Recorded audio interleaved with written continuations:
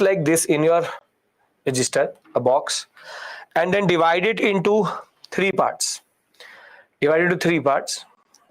First part and second part and third part. Very simply, you will write organization, then you will write founder and personalities, and then you'll write main idea. Thereafter, whatever organization I'm going to do today, for example, I'm giving you a very simple example. For example, what the first one which we'll do is, for example, Atmiya Sabha. Atmiya Sabha. The person who is associated with is Raja Ram Mohan Roy. And thereafter, main idea, you just write the critique of temple rituals. And that's it. All the information I give you today, all of it, you just have to condense it like this. And I want you to do it because first you will do it with me and then you'll make this. So twice you will do it automatically. It will come to your mind and it will become easy for you to learn this. You can make it. If you want to share it with me, you can always email me. This is more than enough for mains. Mains, the question is going to be reasons. It's not going to be the write a short note on Brahmo Samaj or write a short note. They will talk about how they impact, that is technically the impact of social justice reform movement, or they'll ask you specific things. Still, facts you need to know. Facts you need to know.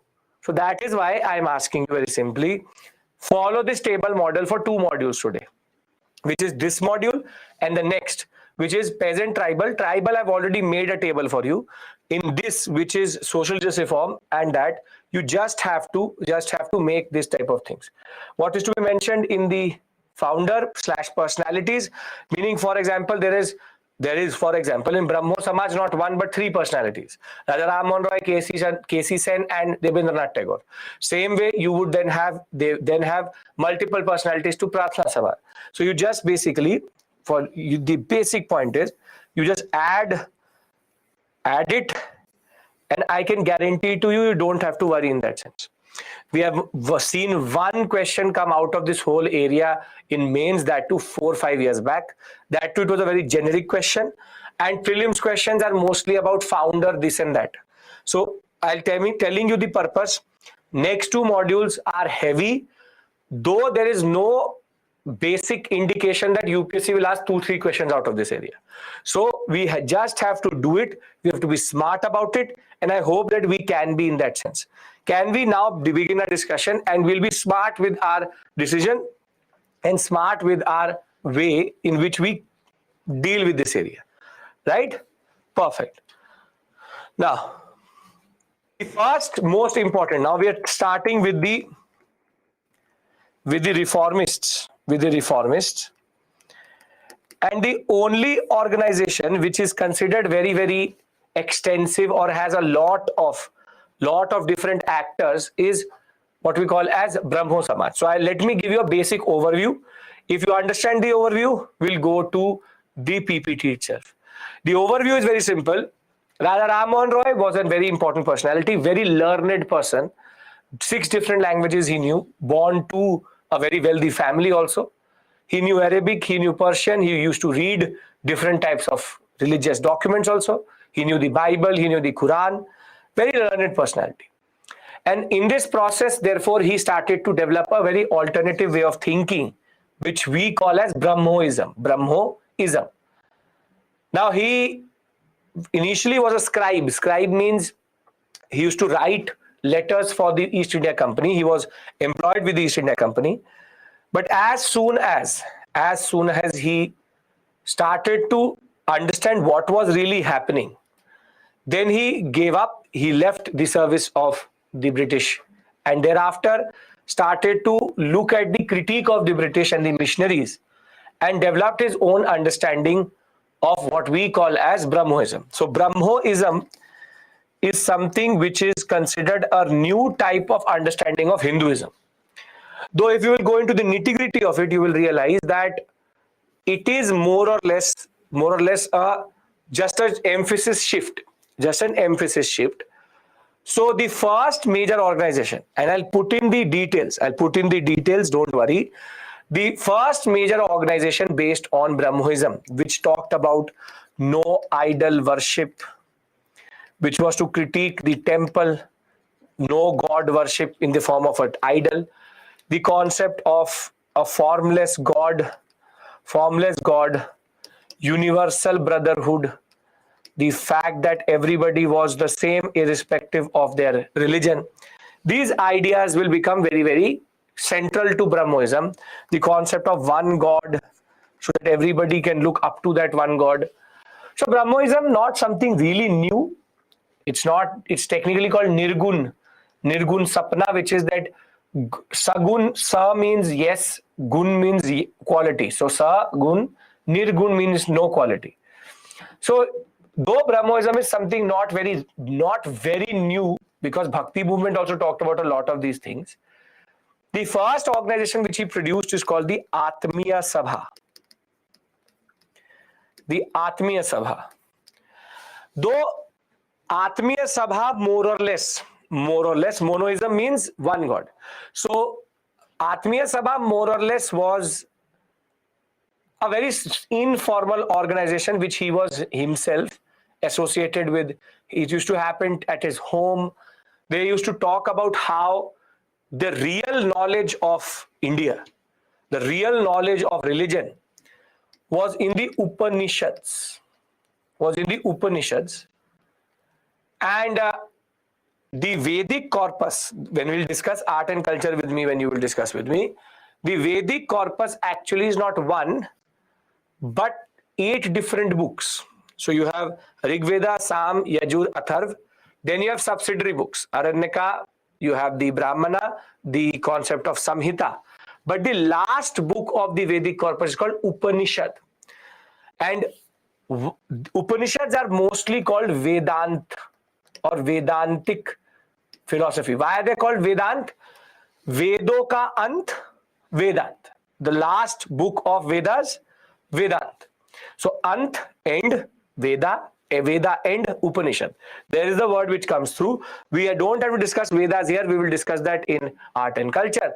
But the basic point is they said that the real knowledge of India, and this is the confusing part about the reformist trend of Raja Ram Mohan Roy, that he's talking about going back to a text which is called Upanishads, but he becomes very close to the Vedantic philosophy, and he believes that the Brahmins had distorted all the image and all the vision and interpreted the text in the wrong way. So Atmiya Sabha, very informal organization, exists for a very close to 6-7 years, and thereafter it stops. But the next organization, which was produced by Raja Ram Mohan Roy, was called Brahmo Samaj. Now please pay attention. I'm going to make a flow chart. Very important for your examination. So Brahmo Samaj was the successor of the Atmiya Sabha, and it will be started by Raja Ram Mohan Roy, RRMR, not RRR but RRMR, which is Raja Ram Mohan Roy. Now Raja Ram Mohan Roy will start Brahmo Samaj, basic core philosophy, Brahmoism. However, in the process of the Brahmo Samaj becoming bigger and bigger, one personality will get associated with him, who is Debendranath Tagore. Debendranath Tagore. Tagore is the father of Rabindranath Tagore. Debendranath Tagore. And Debendranath Tagore had his own organization which is called the Tattva Bodhini Sabha. However, again, Tattva Bodhini Sabha was more or less useless. So Debendranath Tagore will get associated with the Brahmo Samaj initially. He will become after Raja Ram Mohan Roy, he will actually become the successor, the most important teacher, the guru of Brahmo Samaj. But over a period of time, see, the problem with Debendranath Tagore was that he was very forward looking, but he was obsessed by, and everything I'm saying is written in the PPT, he was obsessed by the way the missionaries used to critique Indian society. He didn't like the way the missionaries used to critique Indian society. Therefore, his major agenda was to show to the missionaries, whatever I'm writing on the screen is important for your preparation, to show to the missionaries that basically Indian society is more than what you see it is. And he has a little bit of a conservative streak. He wants to destroy the caste system. He wants to destroy the Varna system. He is a little bit open about it, but he's still not very comfortable, not very, very comfortable with the concept of sacred thread being removed, which is the concept of the Geneva, which is the sacred thread. He's not very comfortable with the intercaste marriages. So he's a little bit conservative, which is there, which is problem with Debendranath Tagore is that he's a little bit conservative. But he will bring into this organization a very important personality in the larger context of Brahmo Samaj, who is called K.C. Sen, Kesab Chandra Sen. K.C. Sen, again a very towering personality within Bengal itself. He was very radical. He will make the Brahmo Samaj spread. Brahmo Samaj will spread to the eastern sector. He will be the inspiration for what we call as the Prarthana Sabha. But K.C. Sen was too radical. He's too radical because he is talking now about intercaste marriages, the concept of burning the sacred thread. So he is now making Debendranath Tagore a little bit uncomfortable. Intercaste marriages. So he is technically making Debendranath Tagore a little bit uncomfortable. K.C. Sen, Kesab Chandra Sen. You don't have to worry. He will turn out to be a very big hypocrite. That's a separate issue altogether. But there will be a rising tension between these two personalities, which is that he will have a conservative streak.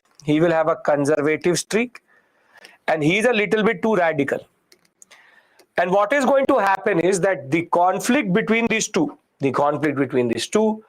will in turn lead to the first split in the Brahmo Samaj into two organizations called the Brahmo Samaj of India, which is the K.C. Sen faction, and what is called the Adi Brahmo Samaj, which is Debendranath Tagore. Now, basically, none of them are original. They are both two factions which are created. Original being Brahmo Samaj under Raja Ram Mohan Roy. Debendranath Tagore will get associated. K.C. Sen will thereafter come in. He will radicalize the whole organization. Debendranath Tagore will remove him as the Acharya, and that will in turn lead to two different factions, which is called Brahmo Samaj of India and Adi Brahmo Samaj. Now, the problem in this story is that Adi Brahmo Samaj over a period of time will become redundant. Because basically, till Debendranath Tagore is alive, he will keep going after the missionaries. He will become even more and more conservative within this organization. And this organization, with his death, will more or less end. It will end with his death. And basically, nobody wanted to follow the Adi Brahmo Samaj. It's a redundant organization, has a base or an ideology which makes no sense only. Now what is going to happen is that K.C. Sen will take the mantle forward, but he will turn out to be the biggest hypocrite. Redundant means useless. It will become useless after his death. Now, how will K.C. Sen turn out to be the biggest hypocrite, or technically the contradictory to what he was preaching, is that he'll marry his minor daughter to the Raja of Cooch Behar. So he's doing two things, which is first, minor daughter child marriage, and second, he was marrying it to a major Raja. Therefore, the people within the K.C. Sen organization will become very, very disillusioned. And there will be another split which is going to happen. And basically, the two organizations which will come out, Firstly, Brahmo Samaj of India will be there. Brahmo Samaj of India will go on with Sen as the most important personality. Later, it will become redundant also. But what survives till today is called the Sadharan.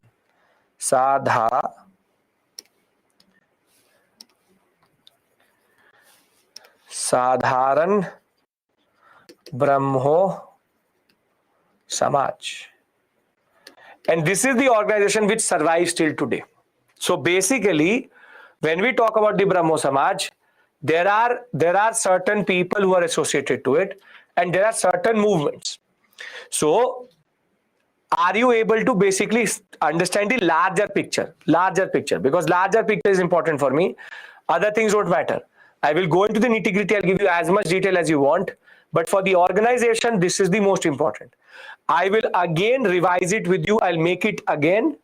But I want you to now pay attention. I'll write everybody's name down again, and we can revise and then move on. Can we do that? Because there is nothing more in this story. Ideology I will discuss when I'll talk about Brahmoism, but there's nothing here. See? So very simply, 1 second. Yeah, let's do the revision. Who are the people associated? Raja Ram Mohan Roy, Devendra Nath Tagore, Keshav Chandra Sen.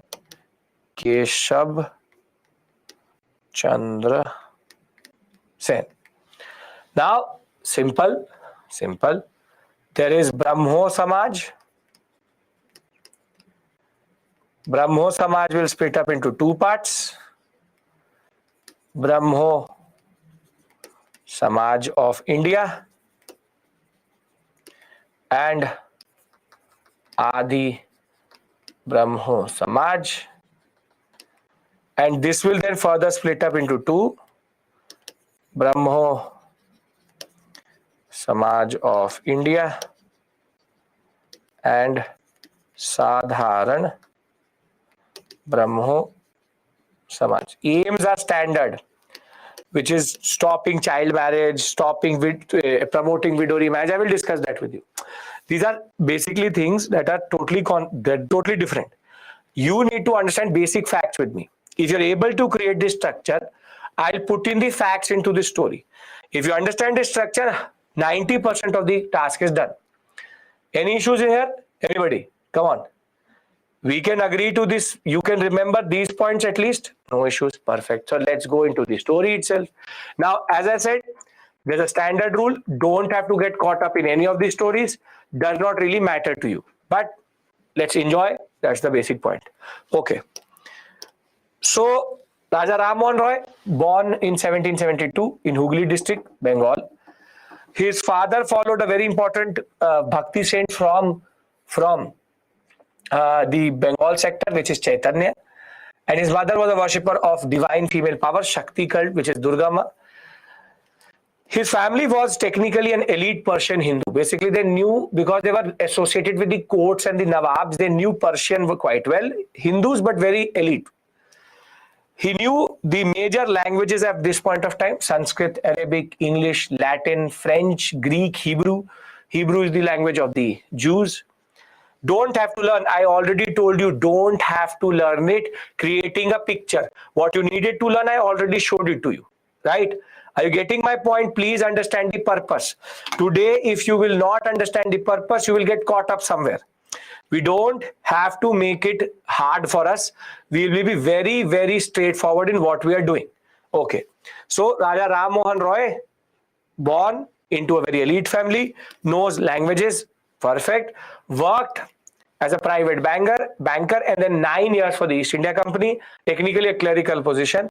Then he understood the problems of colonial rule itself, and in November of 1830 left to England.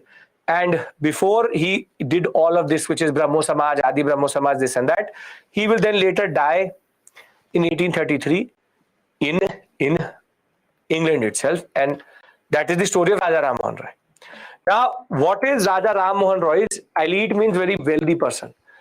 What is the major ideology which Raja Ram Mohan Roy actually embodies? he believes in 2-3 standard things, that monoism, which is one God, and the fact that there is no idols, which is formless God. Formless God is something he wanted to pick up from Islam. He believed the love and the personal devotion aspect of Sufi. I will discuss all of this with you when I will discuss medieval India, what is Sufism, what is Bhaktism. Just assume for right now, Sufis are the Bhaktis of Islam. And he thought that ethical teachings of Christianity, the 9 commandments, are very, very important. So he wanted to take the following from different religions.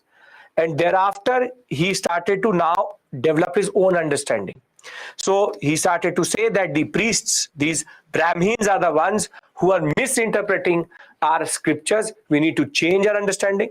He will start to now translate the Vedas and the 5 Upanishads, though there are 18 more, most important 5 of them, into Bengali and English. He will now attack caste system and rigidities. He will also reject the fact that Christianity is better. And he will then help in 1817 David Hare to set up the Hindu College to propagate Hindu religion itself. Now understand one thing, all of them have the same agenda.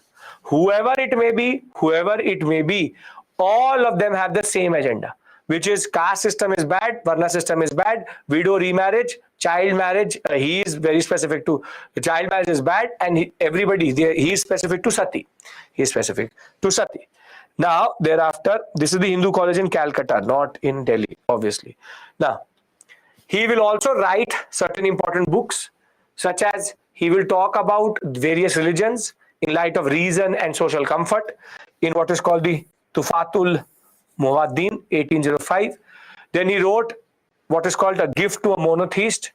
Thereafter, he will then create a bilingual Brahmanical magazine to express his opinions, which will be later called Sambad Kaumudi, which is a Bengali weekly, and it's pro-reformist. So basically, he's going to talk about reform out of these organizations. So again, literary, what we call as contributions, his understandings are based on certain basic notions. He is a very towering figure. He is considered the father of Indian Renaissance, which is Indian resurgence of culture itself. And Raja Ram Mohan Roy himself, when he was alive, the ideology of Brahmoism was important. However, later it will get distorted. Again, don't have to get caught up. Now, as I said, in 1817, he will help David Hare in establishing the Calcutta Hindu College. Then the Anglo-Hindu School in 1822. Again, don't have to learn this. Just listen to me. Nothing more, nothing less. Then the Vedanta College in 1825, where he will start to teach mechanics, Voltaire's philosophy, Greek philosophy. And in the end, by 1830, before he went to England, he will help Alexander Duff establish Scottish Church College. So basically, he is helping them organize what are called Western education concepts. I will give that to you, Parth, separately. Which books and journals are important, I will give that to you separately. Don't have to learn it here. Now, Western education and concepts will be introduced through this. However, his first important organization or the manifestation of that is the Atmiya Sabha, 1815. And he will establish an organizational base, though very informal, used to happen at his own house. The fact of the matter was very simple. They used to sing different scriptures. Dwarkanath Tagore, which is the grandfather of Rabindranath Tagore, or the father of Debendranath Tagore, was also there.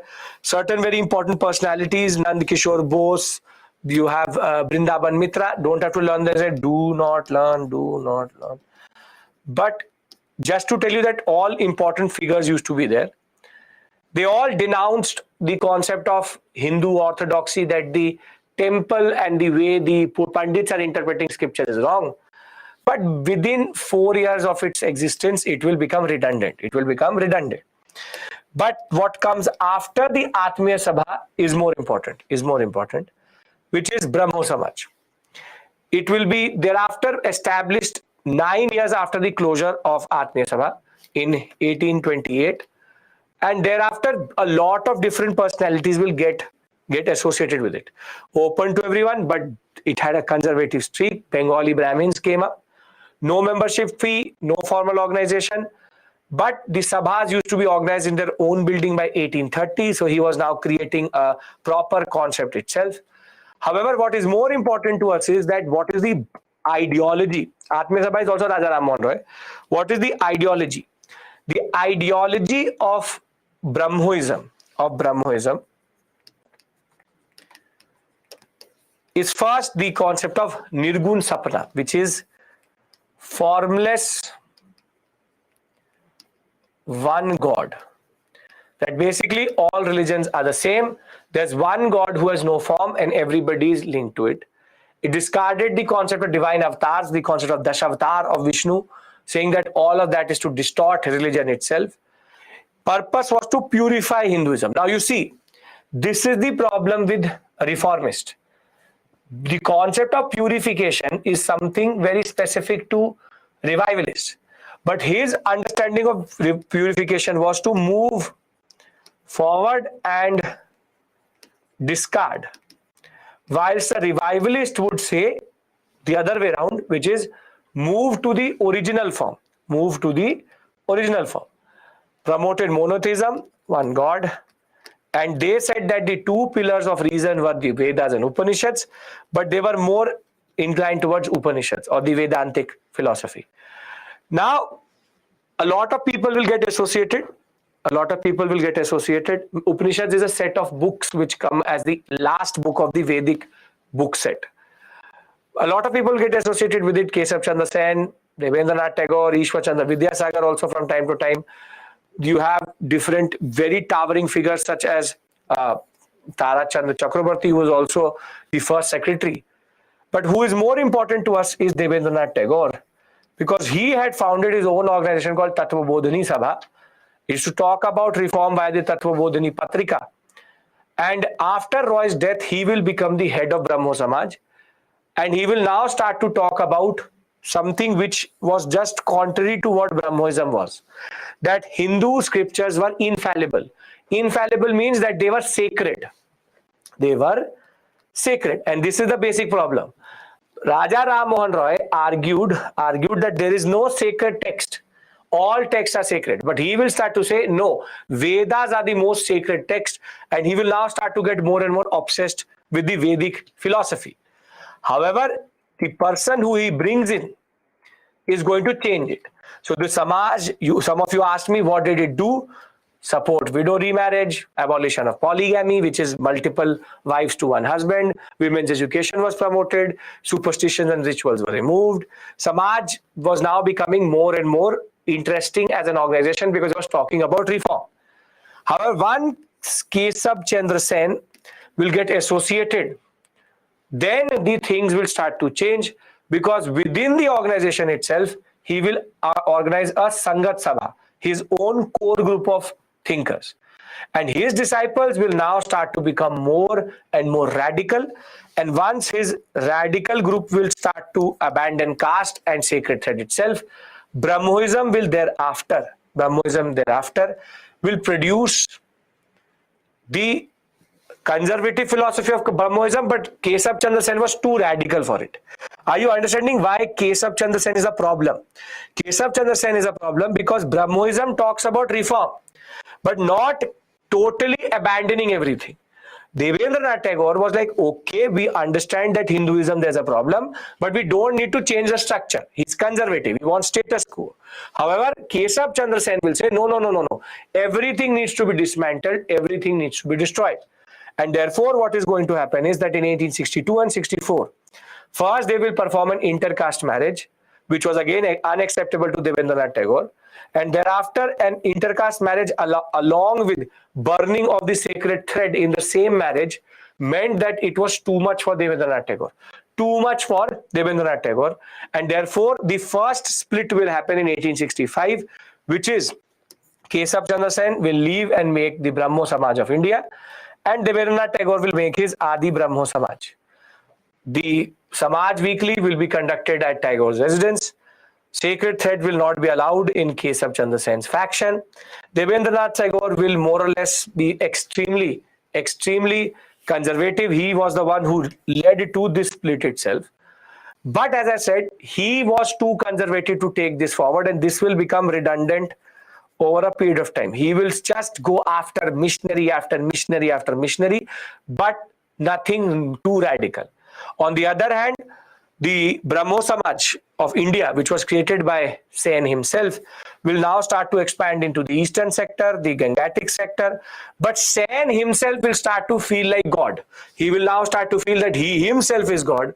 And what blunder he will do is that he will marry his own daughter, minor daughter, to the Raja Kuch of Bihar, which is technically a princely state, a Raja literally.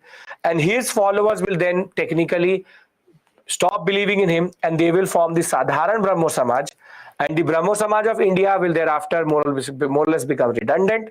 Sadharan Brahmo Samaj still exists and till today follows this concept.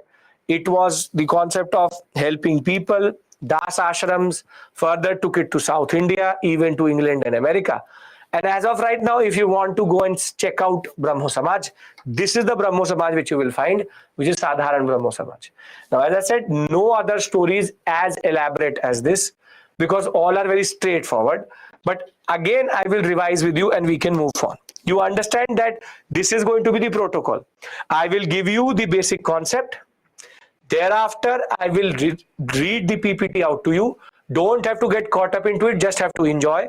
And once you've enjoyed it, then we move to the next one. We will be smart. We will just keep on creating the boxes for anybody who has entered late or came late. The way to undercut this section is very simple, which is to create boxes like this: organization, founder, personality, main idea. Simple. If I had to make, for example, Brahmo Samaj, I will make Brahmo Samaj. Then I will add Raja Ram Mohan Roy, K.C. Sen, and I will write Devendranath Tagore, and thereafter I will Tagore, and thereafter I will write here basic idea Brahmoism, and you can write the concept of monoism, the fact that they rejected scriptures, and then 2-3 points here maximum. Then I will go and write Brahmo Samaj of India. I will write Brahmo or Adi Brahmo Samaj. And then I will write Sadharan Brahmo Samaj. I will write here K.C. Sen, Devendranath Tagore. And here I will write none because none took it forward. And thereafter basic ideology: radical, conservative, and what exists today. You just have to sit with the PPT once and you will be able to make this within half an hour, right? Are you getting my point? This way you have condensed all the data. You will not have to open the PPT again. Just have to go into your, and my very important suggestion to you would be, make it and paste it on your wall. So that from time to time when you're going around, you're moving around in your room, in your study table, you look at them from time to time, because there's no one who can learn all of them, but it needs to be done in a systematic manner, So just make the box, paste it. Getting my point? Okay. And very simply, I want you to make it. Could have easily made it, but I want you to make it because that is a second revision. Second revision, please understand this. That second revision is going to happen when you will make this box. Once you make this box, automatically you will remember everything. We've done it here. We do it in the second time. Okay. You want to take a screenshot for this? You take a screenshot for this. Take a screenshot for this. 3 points. See, the more you put it, the more you add it. Again, Anand Mohan Bose, I don't want to add anything. I will not put names which I don't want to learn. Remember, there is a limit to your learning. Need to know that. Brahmo Samaj will split up into Brahmo Samaj of India and Adi Brahmo Samaj because of the way Kesab Chandra Sen and Debendranath Tagore will not come along, and thereafter KC Sen will turn out to be hypocrite. So thereafter Sadharan Brahmo Samaj and Brahmo Samaj of India. Raja Ram Mohan Roy is not that conservative. The problem is Debendranath Tagore is. Debendranath Tagore is. Right? Can we move to the next one, everyone? Yes? Okay.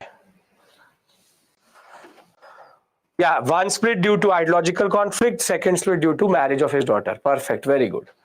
Now, as I said, please bear with this. There's no other process.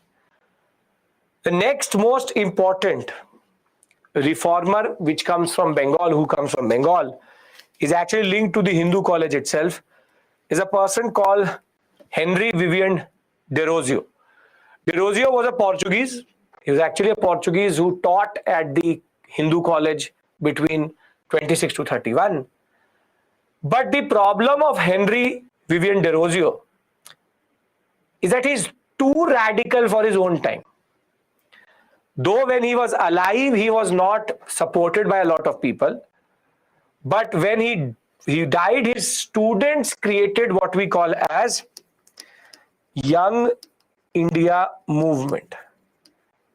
So while Derozio was alive, there was nothing really which was done. He was not given the recognition he talked about.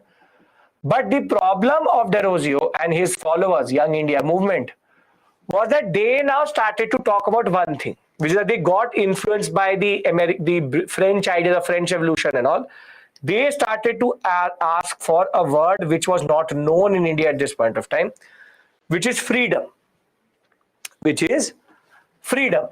Basically, their radical thoughts of freedom and liberty was something which will make them very, very problematic. And though they are talking about a lot of good things, Young India movement also, Henry Vivian Derozio also, in 1826, for people to get associated with the Young India movement will become extremely problematic. Extremely problematic. So basically, though they were very important and critiquing British rule, they were understanding what is happening in the British rule. Their major downfall or their drawback was that nobody wanted to get associated. Because there's a major conservative streak in the Indian society at this point of time. People would rather get associated with the concept of helping the British than actually becoming too radical. And that is why, though they used to call themselves Young India initially, we actually remember them as Young Bengal, because they never went outside Bengal. They used to call themselves Young India after a concept of Mazzini and Garibaldi, which I will discuss with you when we'll talk about Italian unification. So we remember them as Young Bengal, but they themselves identified themselves as Young India. And the problem was that their radicalism limited them to Bengal and thereafter even made them redundant during this period. So Henry Vivian Derozio is very, very, very, very radical, but too radical for his own time. And he's writing poems about how India needs to get freedom.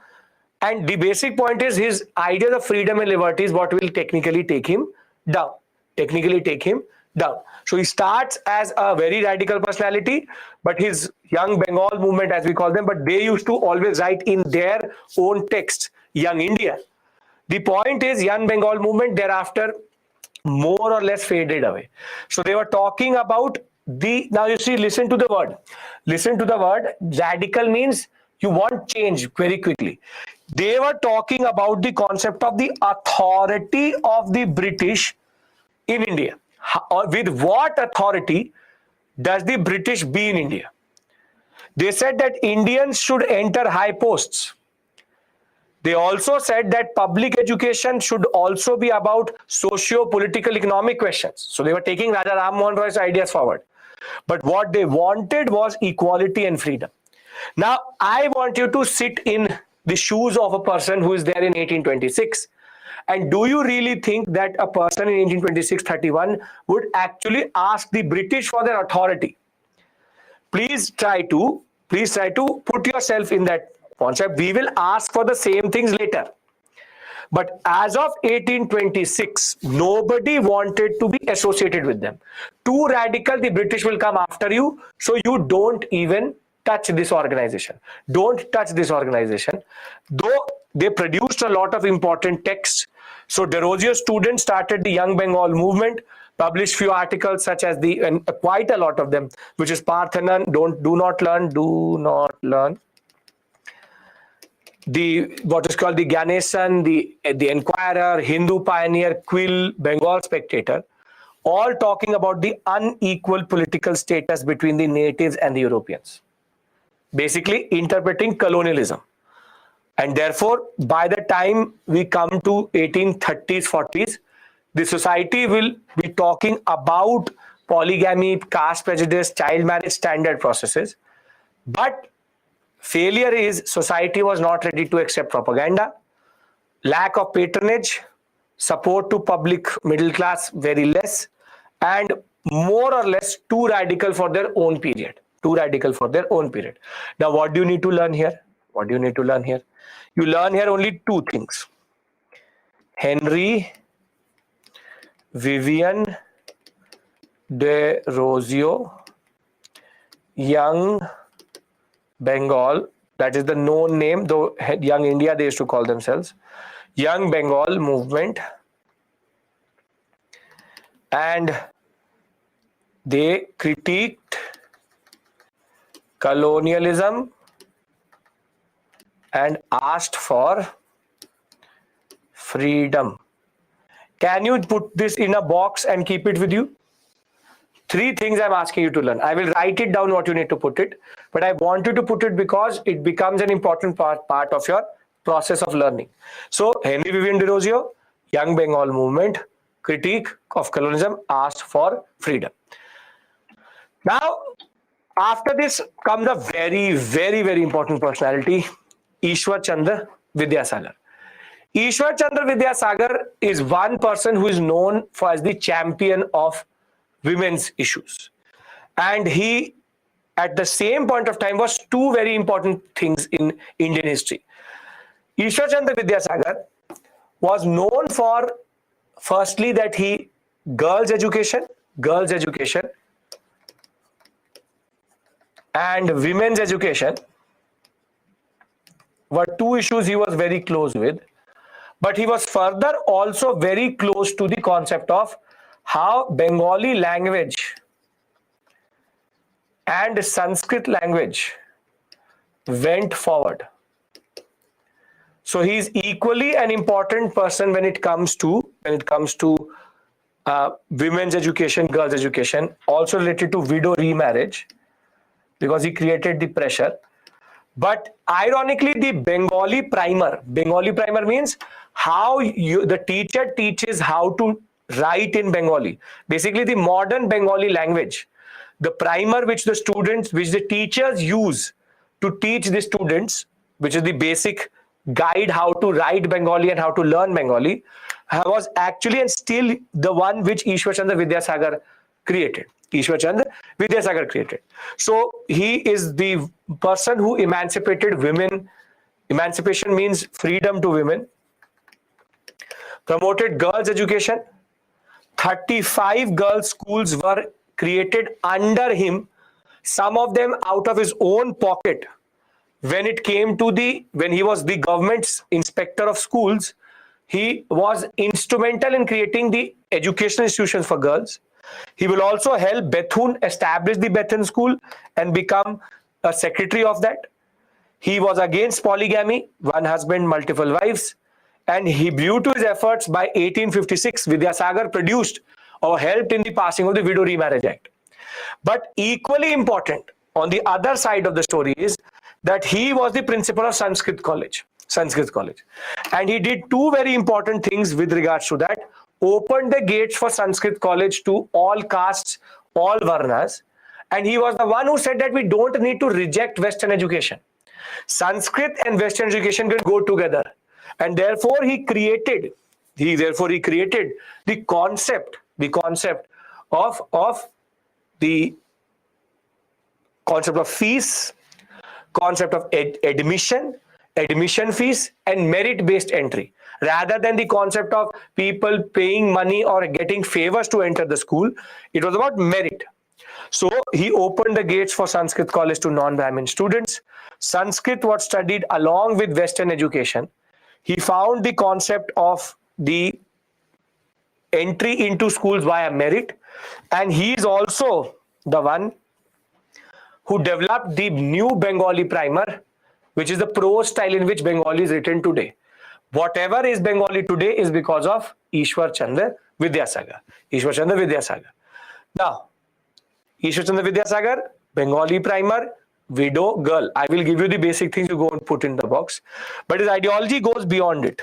His ideology goes beyond it, because as much as he's an educationist and social reformer, as much as he's a modernist and believed in liberal ideas, he went after Hindu orthodoxy, the concept of polygamy, the concept of sati and child marriage, and he was really opposed to the concept of caste distinction. Now tell me one thing, because I want to point out something to you which you can develop as your trick.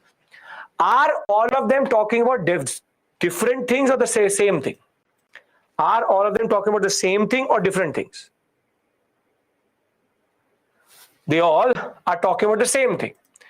So basically, if a question comes, if you know the basic details, which is Ishwar Chandra Vidyasagar, this, that, can't you write an answer because all of them are writing the same thing or talking about the same thing?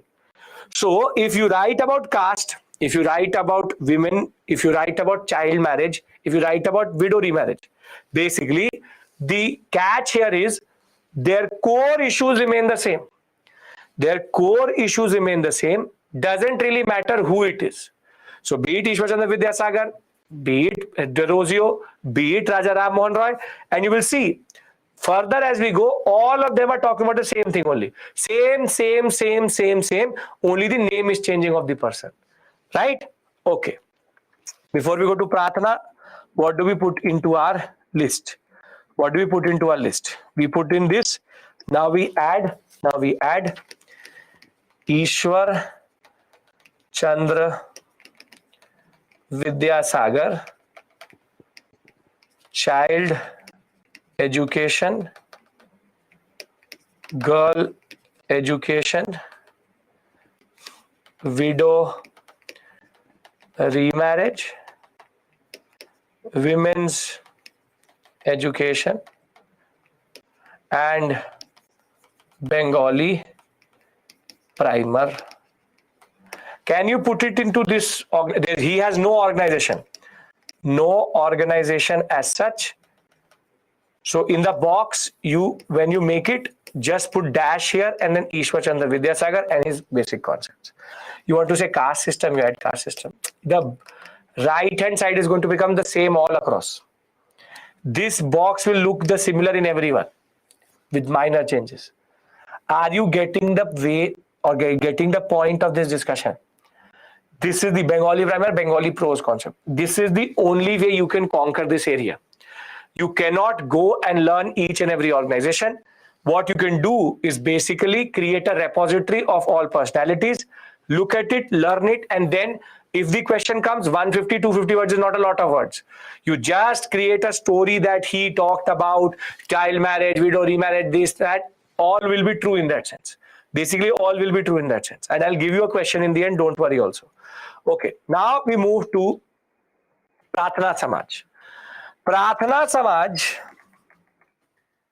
is basically a Samaj which was inspired by Brahmo Samaj, and whilst Kesab Chand Sen had influence over it,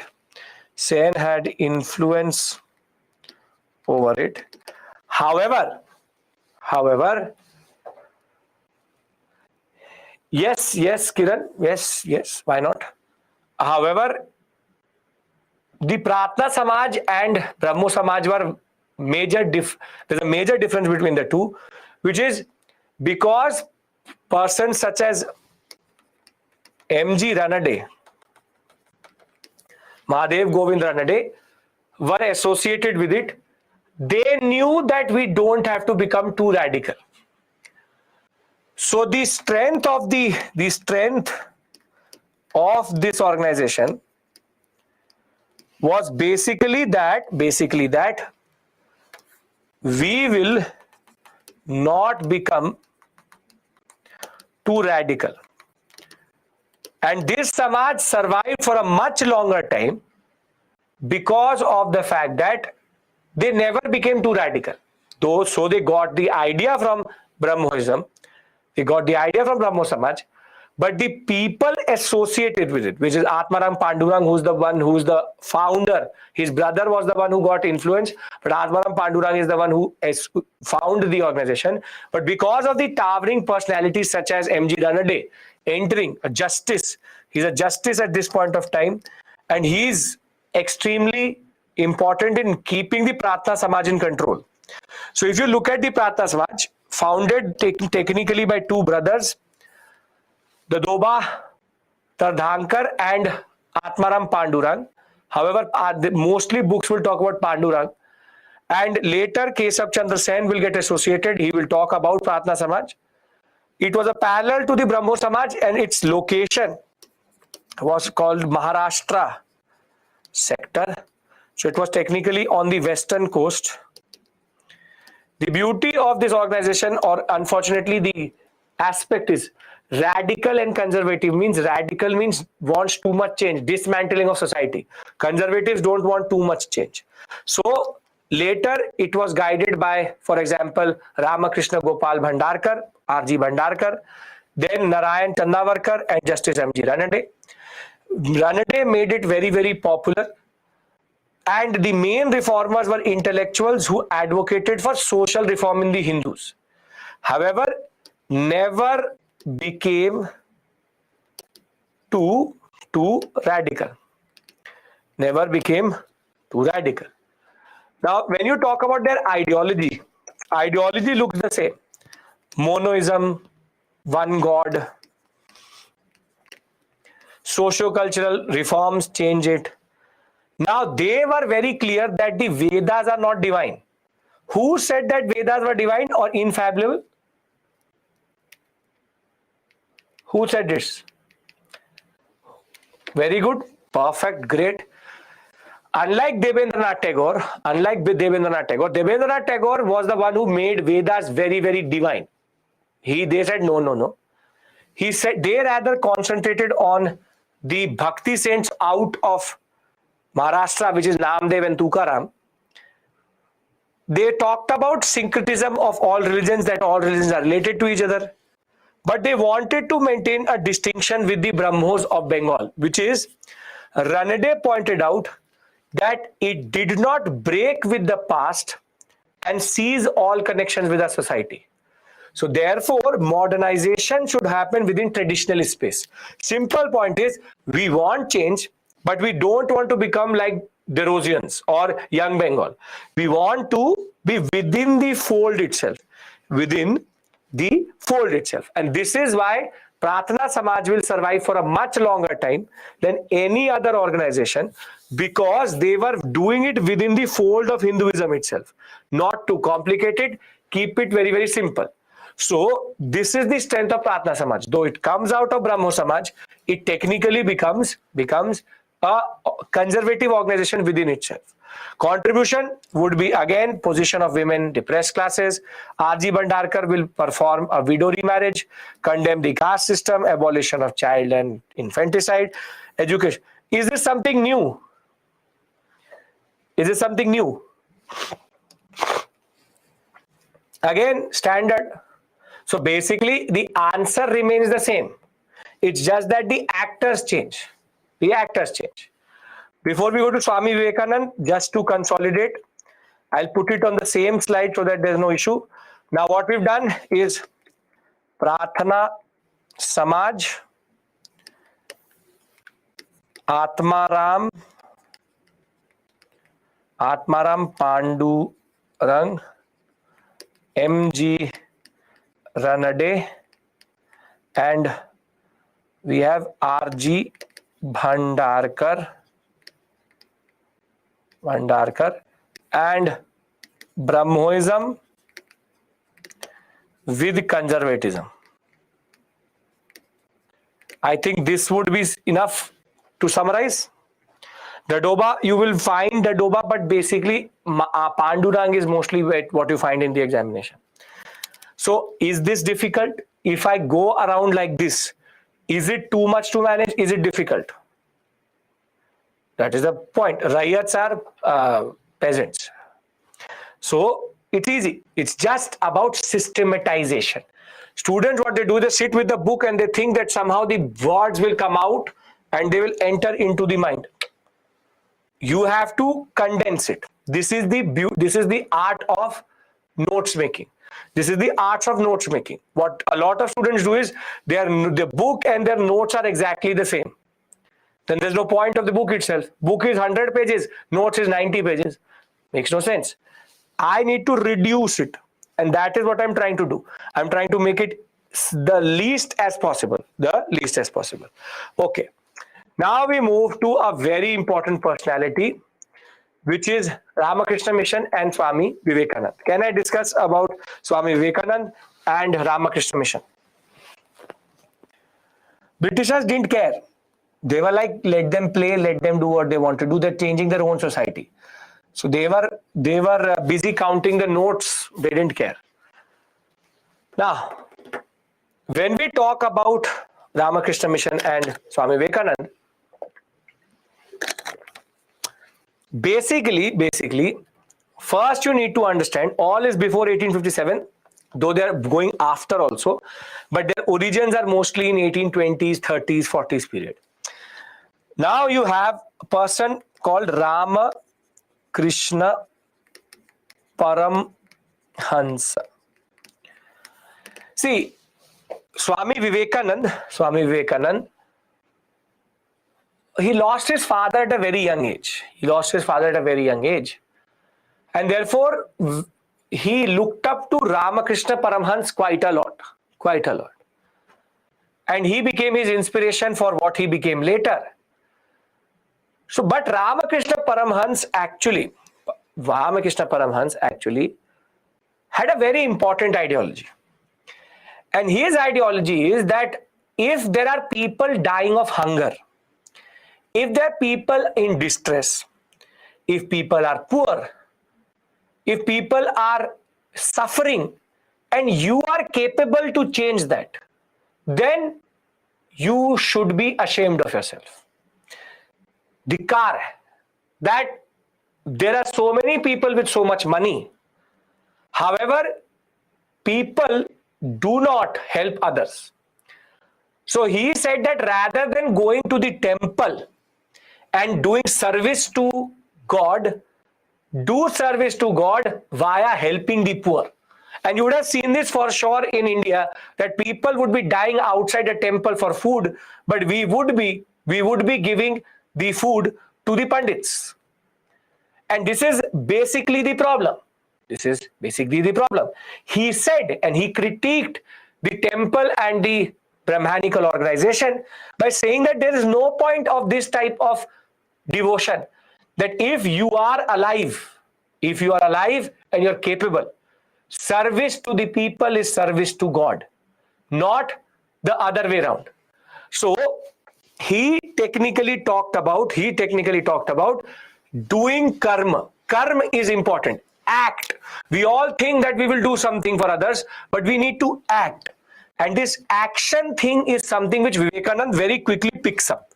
And the Ramakrishna Mission till today from Belur Math organizes these things. But when we talk about Ramakrishna Paramhans, he believed that religious salvation is through renunciation, is through bhakti, is about giving up. But when you give up, you need to understand that basically all gods are the same. So he's talking about non-communalistic understanding, that Hindus, Muslims, no one is different. Unfortunately, Swami Vivekananda represented all gods being together, universal brotherhood. And the relevance of Swami Vivekananda till today is about tolerance, but we have totally forgot it. For some reason.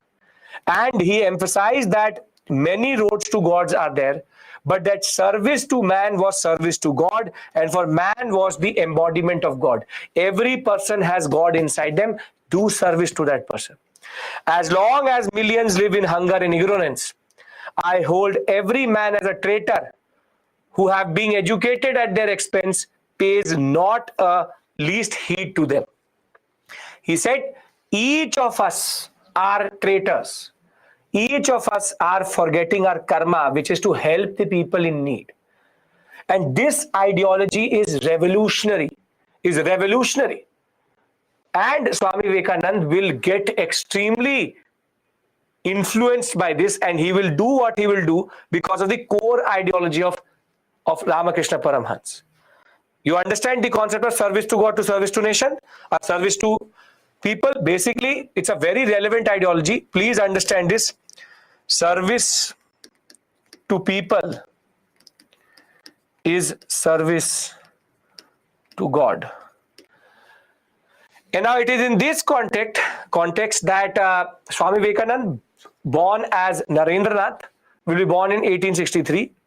His father was a very successful lawyer, but he died. And thereafter, he will graduate from a mission school, very well educated also.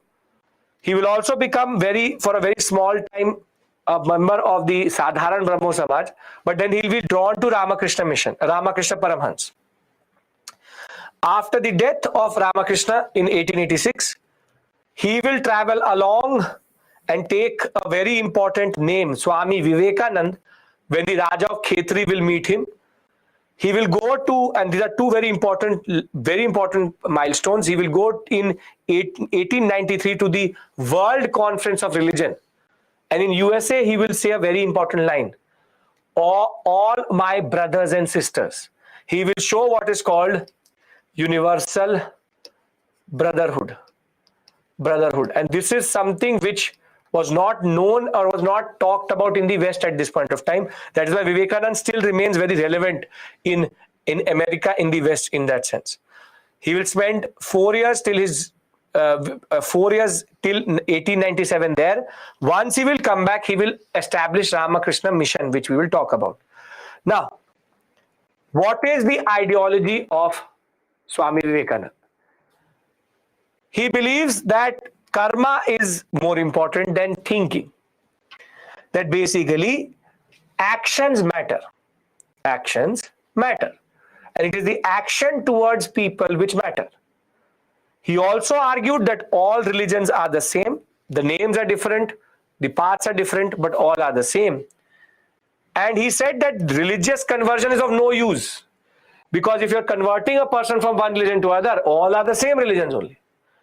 But the most important thing which Swami Vivekananda said and still resonates with us is that the only way India goes forward, the only hope for our motherland, which is India, is when both Hinduistic and Hindus and Muslims come together. Only when the two great systems of Hinduism and Islam realize that there is no division between them, it is only then that we can go forward as a nation. This is something which still is true.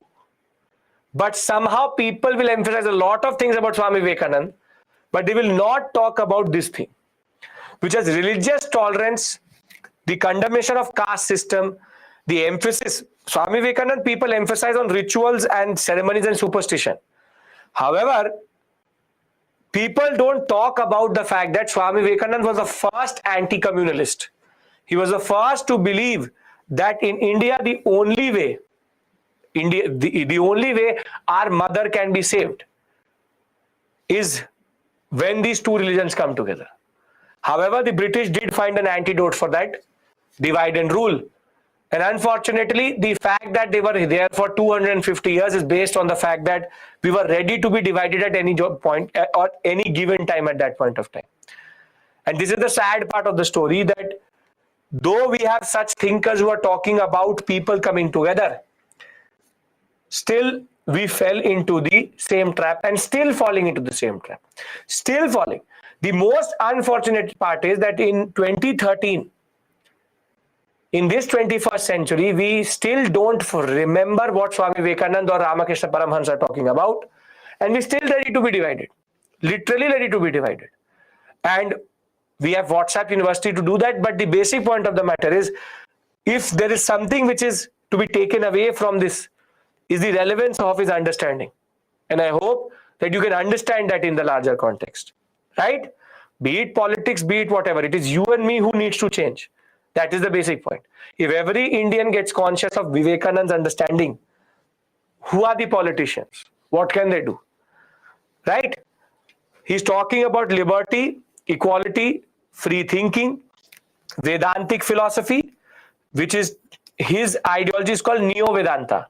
New Upanishadic thought.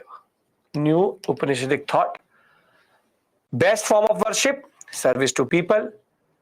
He also was the one who created a link between Hinduism and nationalism, first nationalist in that sense. He believed that only when you have Paramatha, and you don't have to learn this, spirituality in day-to-day life, then only you can survive. Now, the way Vivekananda's ideology goes today forward is actually called the Ramakrishna Mission. Ramakrishna Mission will be established when he will come back from the Americas, and he will establish in Belur Mutt an organization which still exists, which is called Ramakrishna Mission. He was the first president, and Swami Brahmananda was the head of the monastery.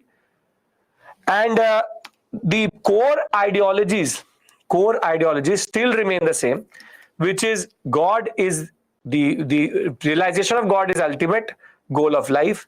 However, Atma is man true self, what is the true ideology or the true life energy which we have. But we need to remove ignorance. Yoga should be practiced. Harmony within religion. Please, if you will write an essay, paper, and there's a topic related to religious tolerance, please do talk about Swami Vivekananda. That's an urge from my side to you. Please do that, because that will help you make your answer better. And unfortunately, this part of Swami Vivekananda is not talked about. So please remember, he talked always of harmony within religions. And as I said, service to man is service to God, and service to poor and downtrodden is very, very important. Now, simple point, his ideology is called Neo-Vedantic philosophy because he reinterpreted the Upanishads. There's a lot of debate if Swami Vivekananda is a revivalist or a reformist, but basically he sits in between the two. He's both a revivalist and a reformist, because he does not say that abandon Western education. He does not say that we don't talk about oneness of religion, but he also talked about Hindu rituals which were important, yogic practices which were important. So he took best of both worlds, but he truly is a reformist because he talks the concept of universal brotherhood, which is not there in a revivalist agenda. The fact is, tolerance in religion is Swami Vivekananda's core ideology, ideology which we forget today, and we have never ever actually followed in that sense. So what you do for the examination, what do? You write Rama Krishna Mission, Rama Krishna Param Hans, and Swami Vivekananda. And what do you write? Basically, Neo-Vedanta. You write universal brotherhood. Then you write nationalism, unity between religions, and service to God is via people. Yes?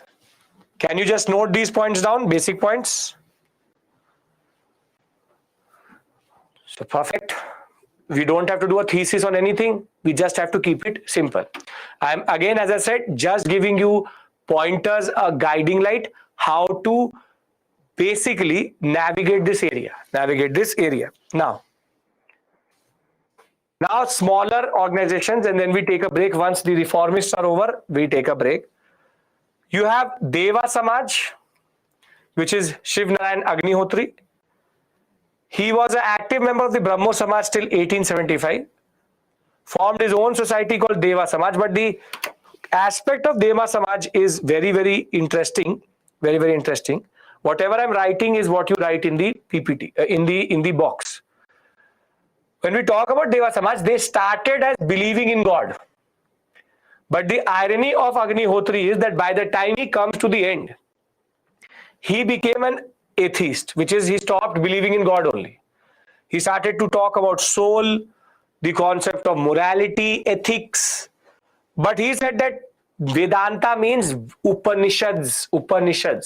Vedo ka ant Upanishads. Last chapter of or Neo. Neo means new.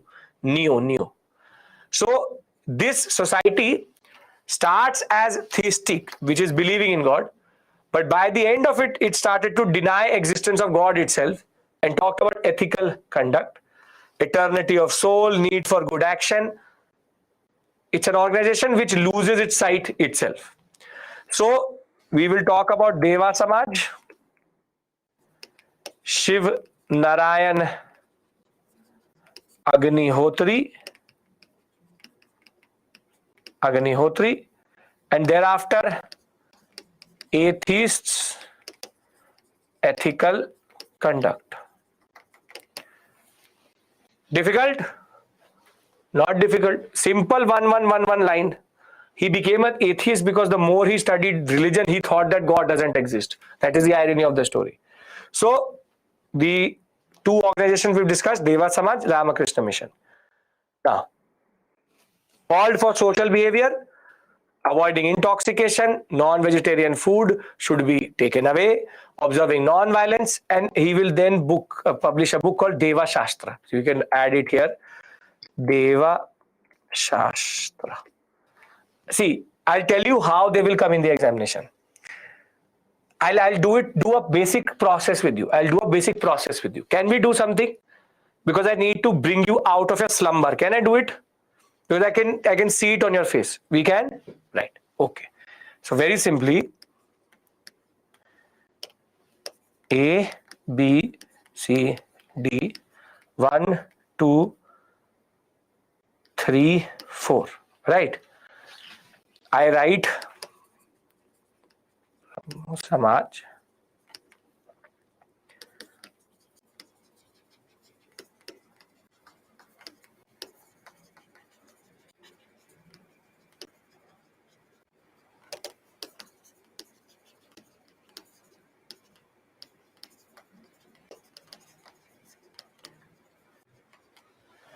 Now,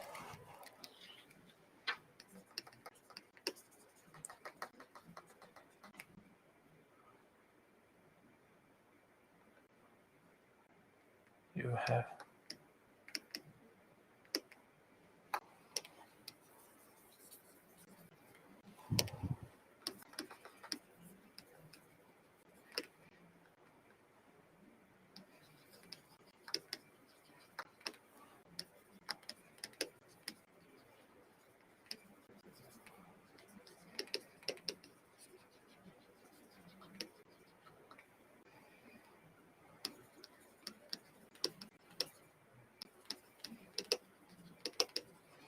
please, can you match this for me? A2, 1, 2, 3, 4, 5. Give me the code. Logeshwaran, just refresh.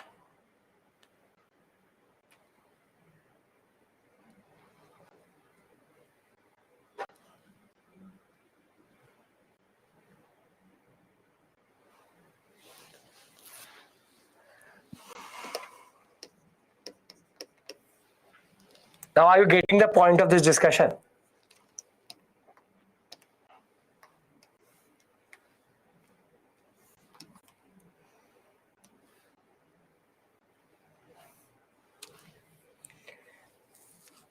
This is how the question will come.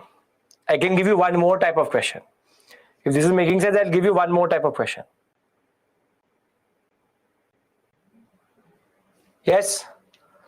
Okay. This is okay with everyone? You're comfortable with this type of question, right? Very good. Now you do this one more time.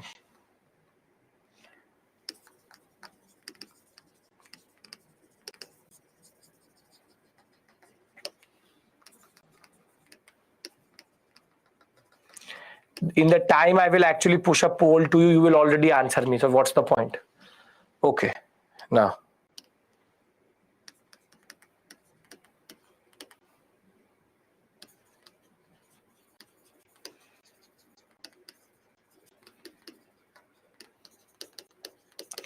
Here I'll push a poll to you.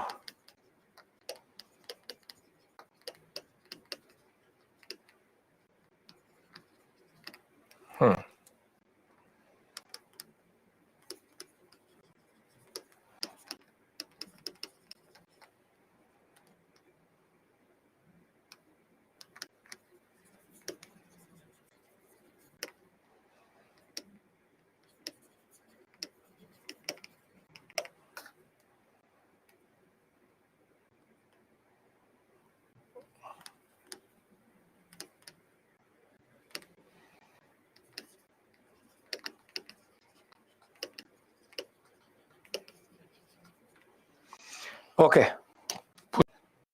No, it is Bethune School Raja Ram Mohan Roy, which is correctly matched. 1 pair, 2 pair, 3 pair, none.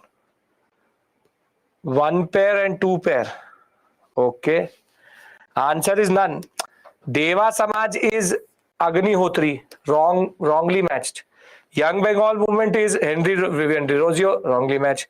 Bethune School is Ishwar Chandra, Vidyasagar. So then why are you answering 1 and 2? This is the second type of question which comes. Getting my point? Are you now able to understand the purpose? Did they ask you the Jeevani or the life story of any of them? No. Vidyasagar was secretary. So now you are overthinking beyond exception. I don't care. Was any of them, was Raja Ram Mohan Roy linked to Bethune? No. So the answer is 0. Right? They ask you these type of questions only. Can I move to Indian Social Conference? Standard things. Now very small organizations. Pair means this is 1 pair. 1 pair, 2 pair, 3 pair. Pair. Organization founder, organization founder, organization founder. We'll take a break once we finish. Last 2-3 people. We have Belamji Malabari and thereafter Pandita Ramabai. Okay. Indian Social Conference will be organized by M.G. Ranade and Raghunath Rao. Please, this is not the same Raghunath Rao which was there in Marathas. There can be 2-3 people with the same name, not an issue. Met annually between 1887 and 1895. They were part of the Indian National Congress, something we will discuss when we'll talk about the INC in 1885, moderates. And they again advocated intercaste marriage, polygamy, same thing, standard. So that is not an issue. Indian Social Conference, add to this list. Indian Social Conference, which is M.G. Ranade, and we have what the person is, Raghunath Rao. How can we remember his name? Or forget his name? Raghunath Rao.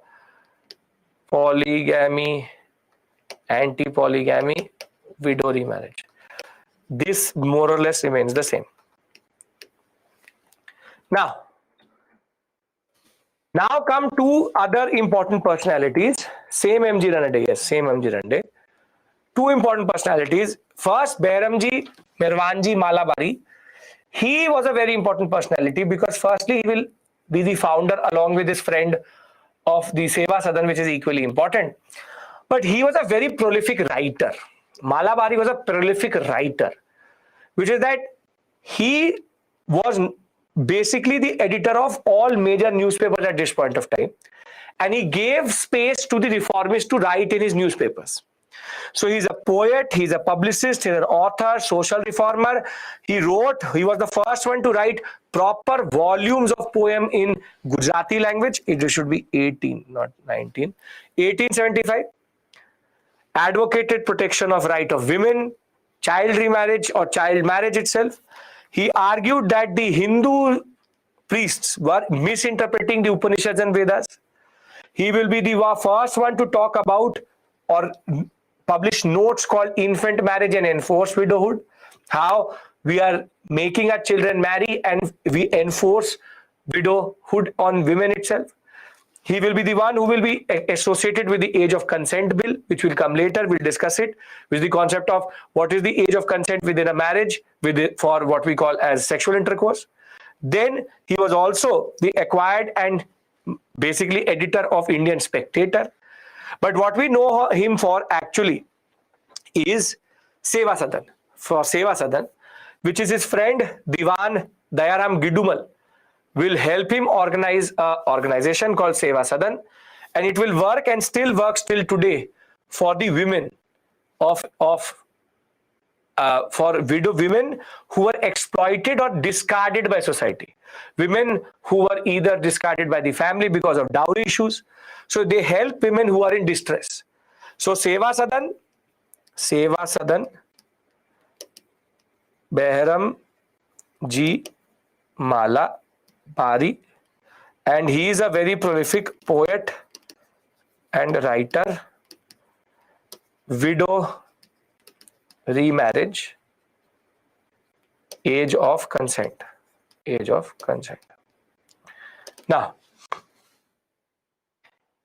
Now comes Gopal Hari Deshmukh Lokhitwadi, as he was called.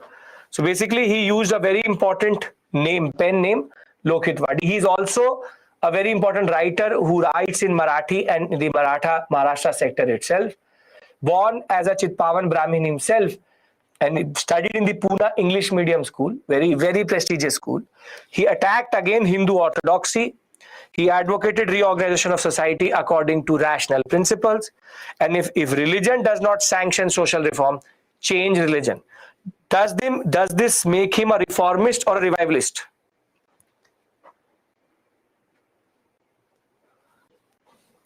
Reformist, revivalist. Makes him a reformist, which is to reform religion. So we had one more person. He started a weekly called Hitechu. Thereafter, periodicals Gyan Prakash, Hindu Prakash, Lokhitwadi. Hundreds of letters were published for social reform. And basically, he and Malabari are two people who push this reformist agenda in literature, so that people could understand and people could realize what is happening, which is equally important. Then the last and the most important, the only women reformer in her story, which is Pandita Ramabai Saraswati, comes from a very, very learned family, lost her parents, but she was the one who actually remembered the Vedic, what we call as verses itself, and she used to recite Vedic verses. That is why she was given the title of Saraswati. So Chitpavan Brahmin, orphaned at an early age, now started to recite Sanskrit scriptures, Vedas, Upanishads. You ask her something, she will start to recite the hymns itself, the shlokas. This will also be very, very tragic for her, that she will be widowed within 2 years of her marriage and will manage herself as an independent woman. A social reformer known for women's emancipation. These are the same points itself. She will receive her two titles, Saraswati and Pandita, in 1878 at the Calcutta University. And she will be founder of Arya Mahila Samaj or Arya Women's Samaj, which will help, again, education, stop child marriage. And she will also get associated with Seva Sadan, which will now also have Ramabai Ranade, which is the wife of M.G. Ranade, will get associated with Malabari's organization, Seva Sadan. And thereafter, both will be together, the Arya Mahila Samaj and the Seva Sadan itself. We will talk about Jyotiba Phule. We'll discuss with him in him under depressed classes. He comes under depressed class movement. Now, last, Servants of India Society, 1905, Gopal Krishna Gokhale, the political guru of Gandhi itself. He talked about not reform, but service to the nation. So it's like the NCC. You have selfless workers who devote their life to the cause of the country, and they organize a lot of things. For example, hostels, schools, ashrams, promoted education, stopped untouchability, alcoholism, a very important organization, but stayed away from the Indian National Congress, which we will discuss again. We are now moving into 20th century.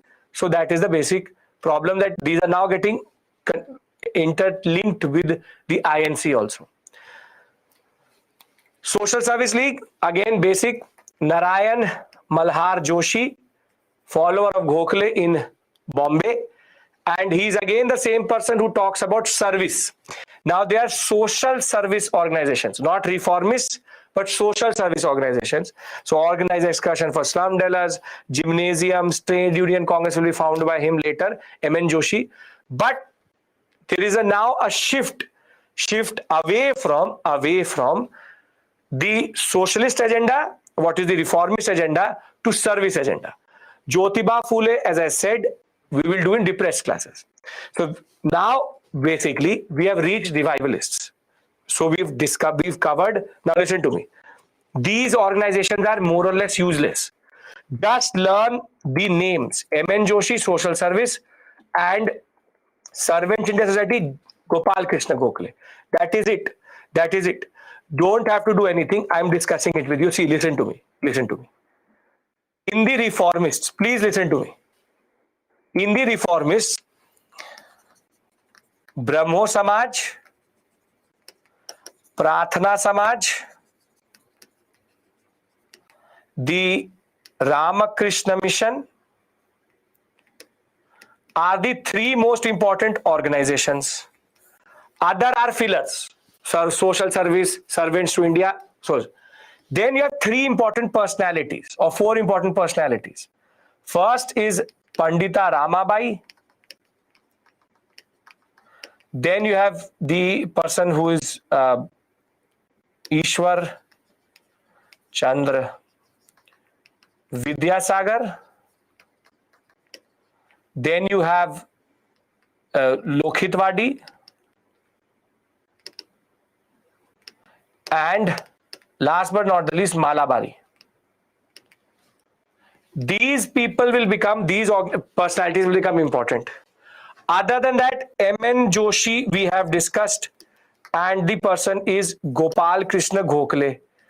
I will discuss about them more later when we'll talk about Gokhale. We will discuss them about when we'll talk about nationalism. These are much more important nationalistic figures. Other than this, Agnihotri and the Deva Samaj. And you have Vivian Derozio, who is Young Bengal. Can't you just remember these organizations? Gopal Hari Deshmukh, that is Lokhitwadi. Are you getting my point? This is not difficult. It's a limited list of people. Concentrate on what is written on the screen. You make it Seva Sadan Malabari. Technically, Malabari. So Malabari Seva Sadan. You are complicating it in your mind. For me, this is the only thing I need to concentrate on. So simple point is, it seems overwhelming, but it isn't. Systematically put them on one page and your work will be done. Are you getting my point? It's not about going fast or slow. Everything is written in the PPT. I have to explain something to you. I'm explaining that. I'm obviously not going to waste your time in giving you unnecessary information. That has never been my style. I don't believe that I need to bombard you with facts. You can remember what is written on the screen. Now listen to me. Now listen to me. If a question comes out of all these areas, there will be for sure a prelims option which will be from this area. Now, if they will find a random organization from a random period with a random personality, then you can't do anything. Because the basic point of the matter is that then there is already too much to learn. So very simply, we will do the most important organizations. We will consolidate that. That will help us in elimination. But we will not go and do random organizations. You will see in books, some samaj, random samajas would be written. So the fine details are not important. The general things I am explaining to you, and the names are what you need to remember. Can we agree to this? I already told you this area is like this only. Can we agree to this? Okay. So when we come back, we will talk about revivalists, that too specifically Swami Dayanand Saraswati and Arya Samaj, and then we will go into other organizations, Jyotiba Phule, and then we'll move into Muslim Reform, Aligarh movement, Wahhabi, Deoband, and then we'll go into Nirankari, Sikh, Parsi. So that is the basic point. I already told you there is only facts in this area. I'm telling you how to learn them. There's nothing to explain here. So you need to understand one thing. You already knew this is going to happen. So don't act surprised. That why is that there is so much information? It is going to happen. You go to any book, anything. I am trying to give you the basic understanding, and that should be enough to do anything. Done? Okay. So it is what, 6:37.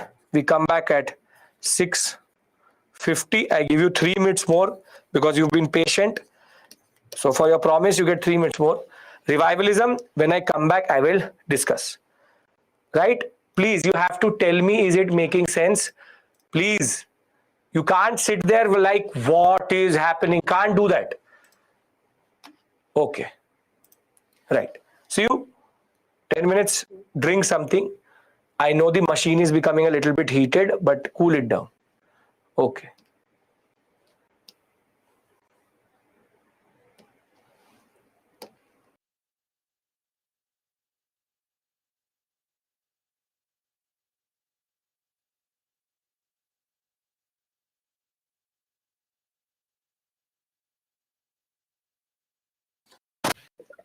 Yes. Issues. There were no inherent issues in the larger context of what we call as Hinduism. It is over a period of time, there is corruption which came in, and we need to go back to the original. That is why the organization we are going to discuss first, called Arya Samaj, the most important line which Swami Dayanand Saraswati, the founder of Arya Samaj, talked about is go back to Vedas, which is he believed that whatever we have done, whatever we have reached via the first genesis of the Vedic Brahmanistic practices or Vedic or Hinduism in the later Vedic period, over a period of time it has got corrupted. We need to go back. So go back to Vedas. So Arya Samaj basically is the only major revivalistic organization we need to discuss. The founder being Swami Dayanand Saraswati. And Dayanand Saraswati is linked to a very interesting history, which is that he was at home. He was a very, very good family he comes from, but he then ran away. And the word Swami Dayanand Saraswati comes from the what we call as the fakirs or the dandis. He actually started. You would have known, if you've seen the Kumbh Mela coverage, you would know that there are different types of what are called monks or priests. Dandis, you have fakirs, you have different type of personalities and different type of groups which do ascetics or do ascetic practices, renunciation. So he joins the what is called the Saraswati Dandis, and therein comes the Dayanand Saraswati, and he starts to get influenced by both Western education and the concept of Vedas, and he believes that basically the Hinduistic practices had got fully muddled up and corrupted, and we need to purify and revive the original form of Hinduism. Good, Pritam. So, born in Tankara, Pinsri state of Morvi, fled from the home, then became a part of the wandering Saraswati Dandis, and they named him Dayanand, and therefore later he became the chief disciple of a person called Swami Vajranand, and thereafter produced an ideology. Simple point is, Swami Dayanand Saraswati says Hinduism has got corrupted, It was never like this in that sense. Are you getting my point? How he's a revivalist? He's saying purify and revive, purify and go back. We need to go back to the Vedas, not go forward with the Vedas, but go back to the Vedas, the original form of Hinduism. Now, if you look at his ideology though looks like a reformist, which is that basically he rejected the Puranas, polytheism, adultery, role of Brahmin priests, and rituals. Is this something common with the reformists? Yes or no? Yes. Yes. This is basically the same as a reformist. He believed that no Maya, no moksha, no niyati. What is Maya, moksha, niyati?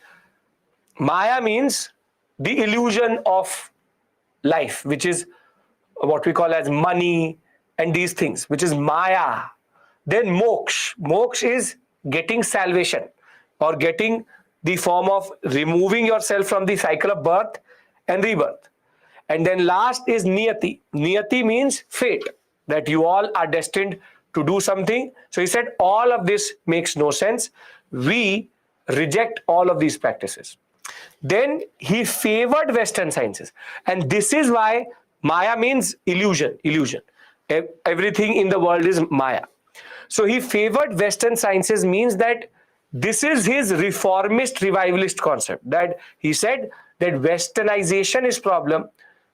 The British are a problem, but Western sciences are good. So first to use the word Swaraj. Swaraj means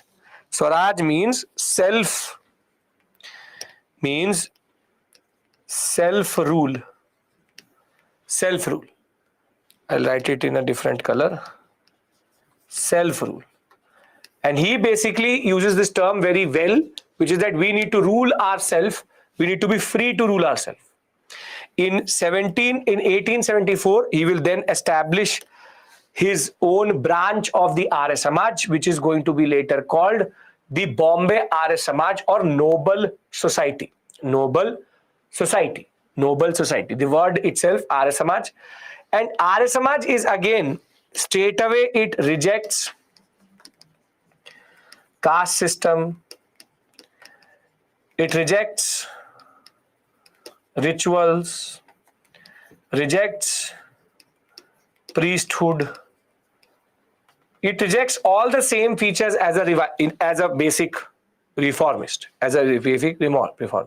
So, opposed to caste system, attacked untouchability, caste and orthodoxy, encouraged intercaste marriages, widow remarriage.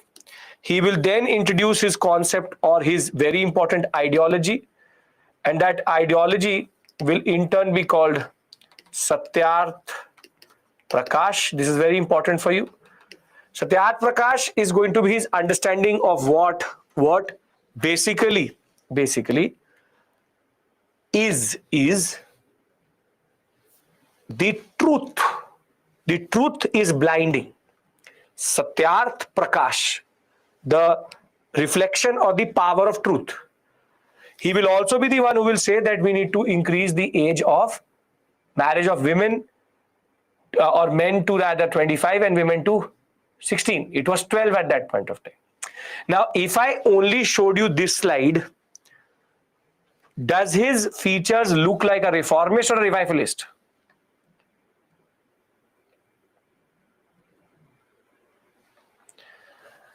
This is why I told you that both are reaching the same point. Both are reaching the same point. Both have the paths which are exactly going the same place. However, their paths were different. This is the basic point I was trying to tell you that day. That if sometimes reformist and revivalist look exactly the same. It's just that their basic ideology changes. Now, please have to understand something which is DAV and the concept of Shuddhi and the concept of Shuddhi movement. Can I discuss this with you now? Okay, Great. Great, great, great, great, great, great, great. Now,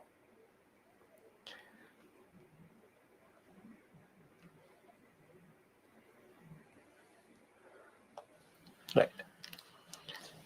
Here, only one. Only one. So what is the need for the box? Only one. Okay. Now, what is the Arya Samaj is linked to? How to learn? How to learn?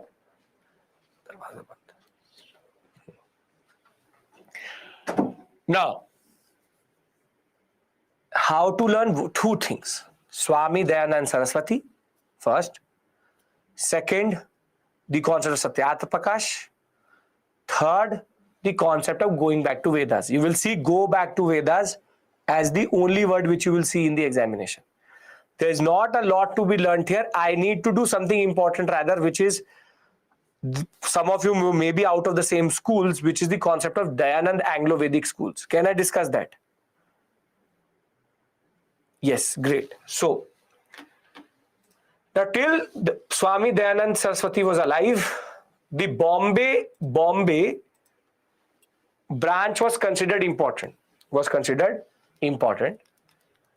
However, thereafter, two major branches emerged in Arya Samaj. One is called the Punjab Arya Samaj, and the other one is basically called the Haridwar branch. And these two will go in two different directions. These two will go in two different directions. Basically, from the Punjab Arya Samaj, there will rise a personality called Lala Hansraj. And if you are from the Hansraj College, you would know that the Hansraj College is actually named after him, Lala Hansraj. Delhi University, Lala Hansraj.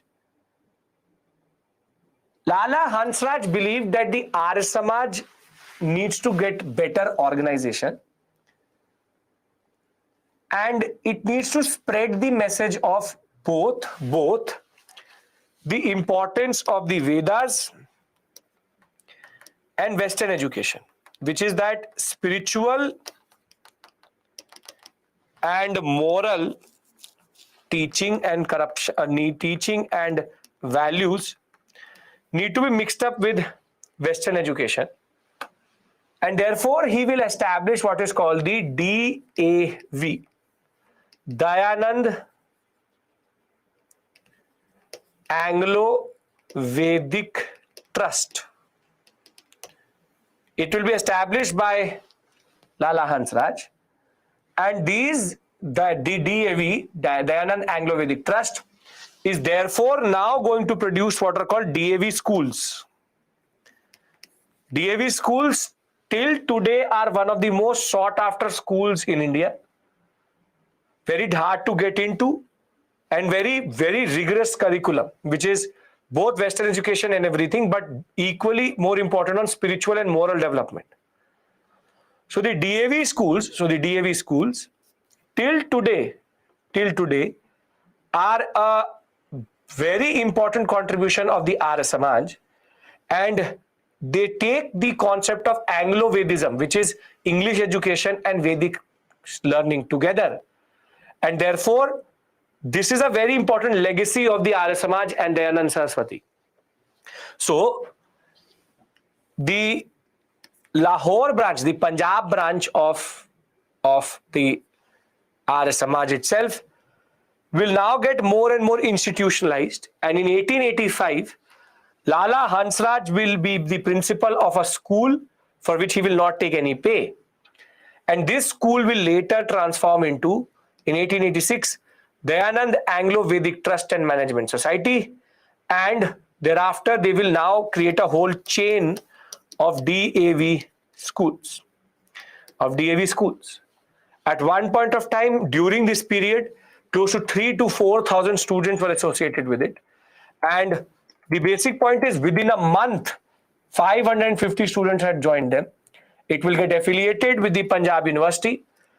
And the whole point is, the most important point is, the curriculum was made by the teachers of the DAV, but everything was funded by Indians. By Indians. No governmental money was taken, the British government money was taken, neither a faculty was an Englishman. All the staff was Indian. So this is an expression of nationalism in a way that DAV schools run only on Indians. No Englishmen, because in any college or society or any what we call as organization at this point of time, be it any school, there would be an Englishman somewhere. But DAV did not allow that to happen. So Dayanand Saraswati, Swami Dayanand Saraswati, Arya Samaj, Satyarth Prakash, DAV, Lala Hansraj. Is this point, is this side of the story problematic, or any issue with regards to this side of the story? Still relevant, very important. Now, how did it happen? They just found, and their own students became the teachers. Now comes the problematic history. The schools were, the government allowed it because they existed independently with private money. The British don't go so micromanaging that they will destroy the school. Okay, they are under the British rule. The Punjab University is technically run by a Britisher, but they were never having staff as Britishers. Now comes the problematic history of what we call as Dayanand, the Arya Samaj. And basically, the problematic history, we'll talk about Satyashodhak Samaj, don't worry. The problematic history of the Arya Samaj is rather linked to Swami Shraddhanand, which is that he had a Gurukul in Haridwar, which was run by the Arya Samaj. And because of the missionary activity which was happening in India, he will read the first census of India. First census of India, which was published in 1901. That the proper official census. First census is though 1881. Proper official census is 1901. And he will see that there was a rising population of Christians and a falling Hindu population, though very minor, very, very minor. He will now make it his mission to conduct what are called Shuddhi Sabhas. To conduct what are called Shuddhi Sabhas. DAV schools are the legacy of Swami Vivekananda, Swami Dayanand Saraswati. That is it. Important schools, very good quality schools. Now this is the problem. Swami Shraddhanand will now create a lot of tension, communalistic tension, which is community-based tension, because he will talk to the different communities by saying that you can be reconverted back to Hinduism. You can be reconverted back to Hinduism if you've left the fold, for example, went into the concept of Christianity, or you became Sikh. So basically, he started to say that the Sikhs, the Muslims, and the Christians, all three, can now reconvert back to Hinduism. And this will now start to create a little bit of problematic concept, which is the Arya Samaj legacy, though is actually DAV. Arya Samaj is also remembered for this. Arya Samaj is also remembered for this, and this will be the starting point of a little bit of tension in the Punjab sector with regards to religion. So the larger concept here is very simple, is very, very simple, which is that you have to remember Dayanand Saraswati, Swami Dayanand Saraswati, then the Arya Samaj,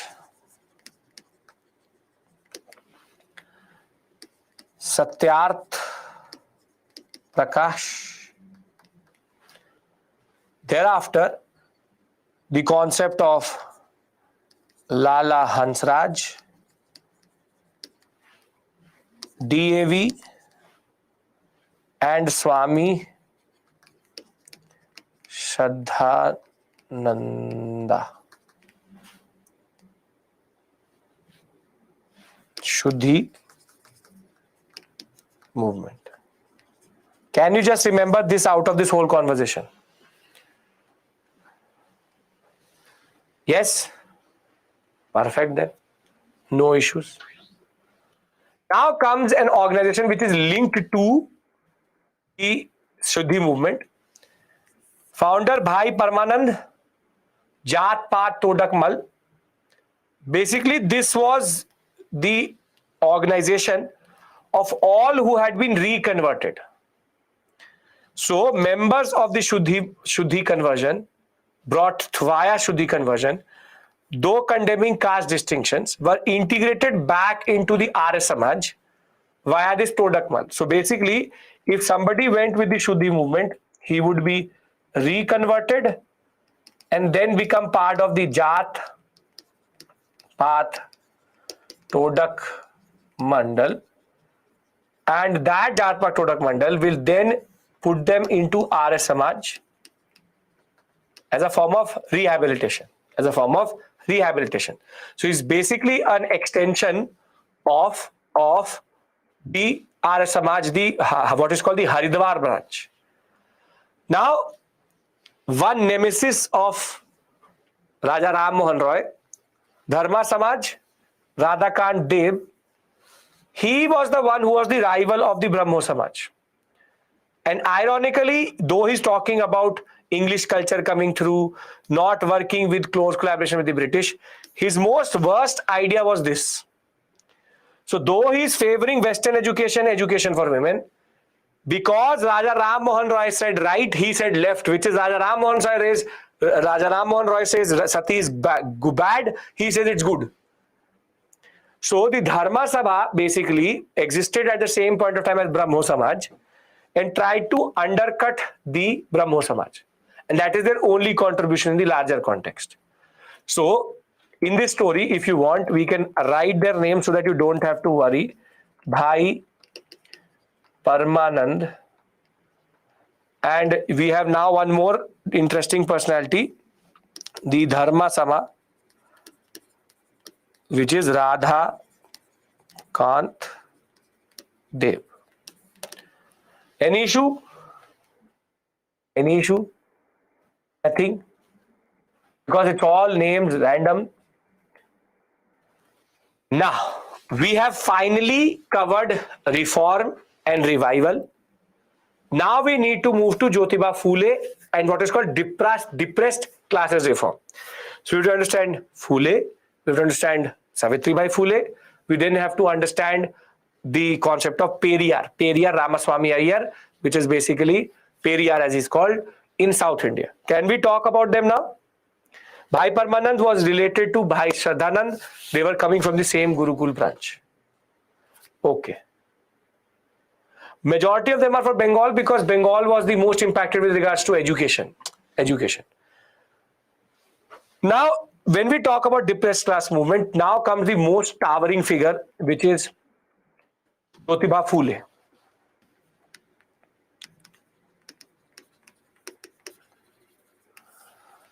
Now, when we talk about Jyotiba Phule, Satyarth Prakash, as I said, Shivam, basically is his understanding of truth seeking and the Arya Samaj major ideology, which is the concept of destruction of caste system. Okay. Now, Jyotiba Phule, his experience is what made him what he was. Coming from, see, the word depressed class is used for basically lower varna and lower castes. But it is Phule who gave them a very important term. Jyotiba Phule, Mahatma Jyotiba Phule, was the one who gave the word Dalit, which is the one who has been excluded out of Hindu society or is broken. So the word Dalit, which is basically a word for depressed classes, was a word which Jyotiba Phule gave.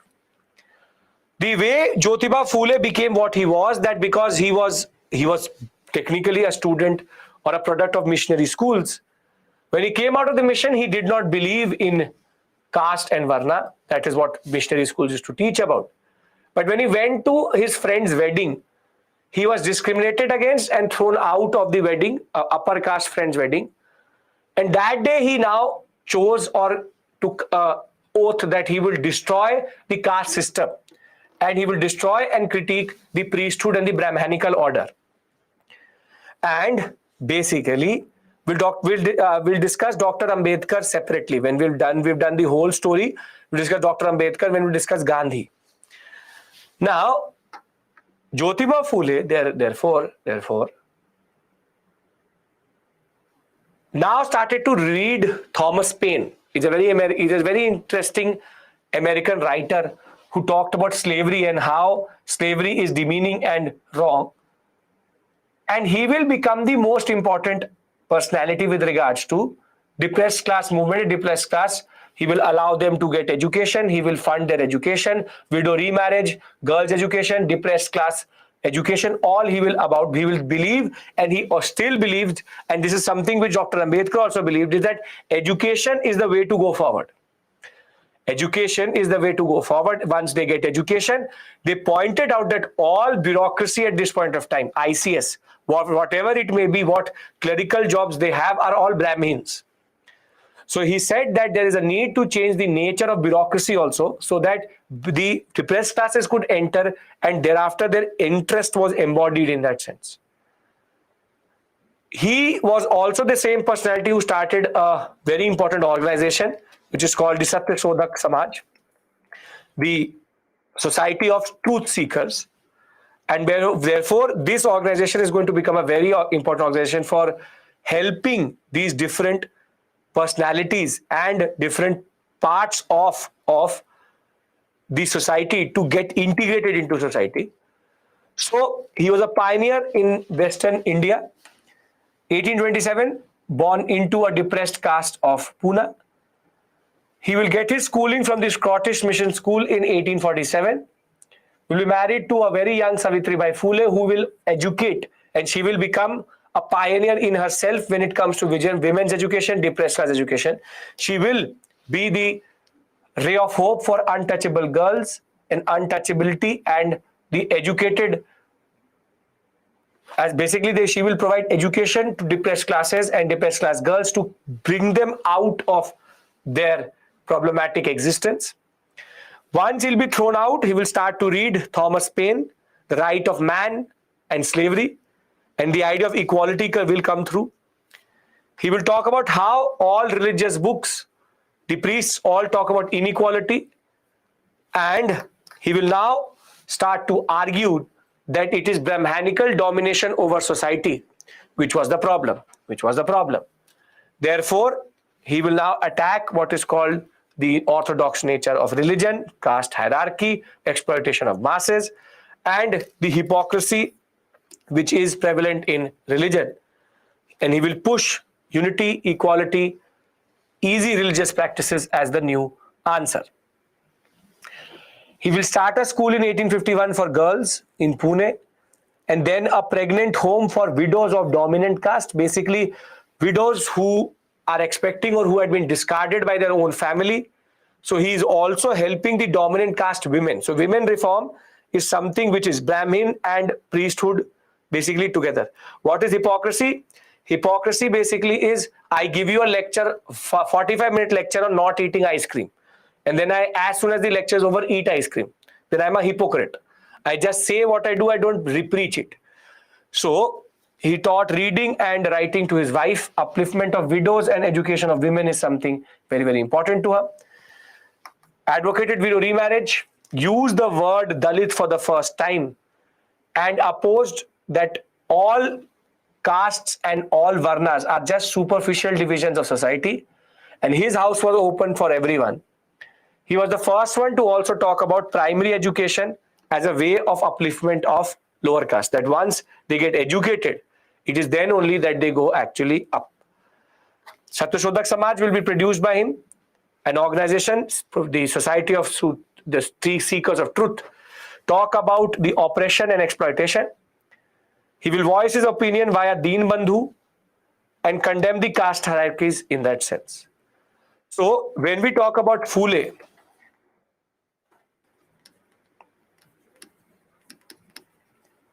the following things need to be remembered. Satya Shodhak Samaj, women's education, Dalit word, equality and education for lower castes,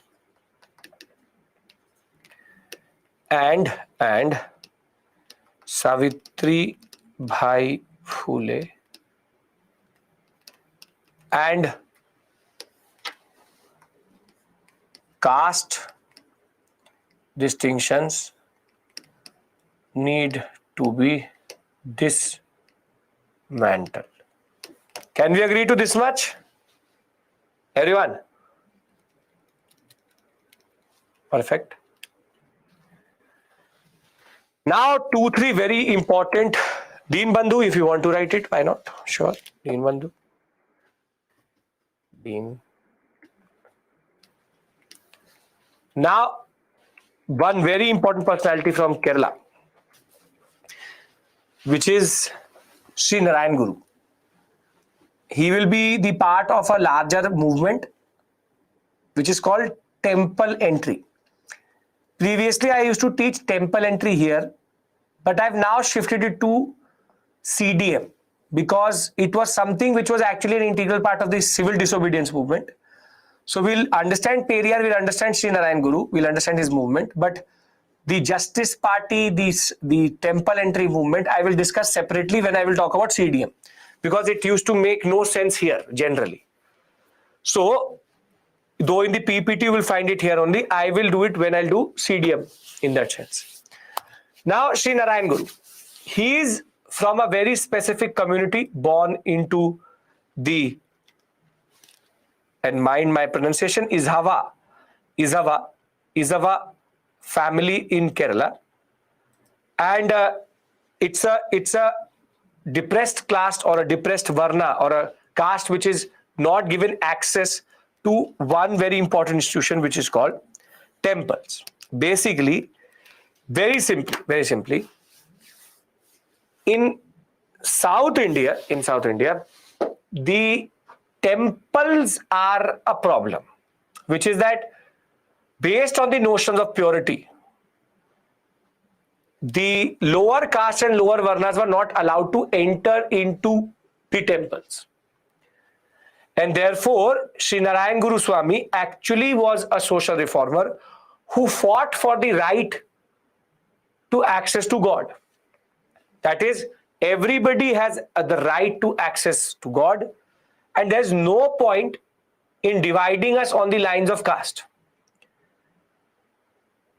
So he will be very, very instrumental in his own caste, and he will talk about freedom, spiritual freedom, equality, but also reject what we call as casteism.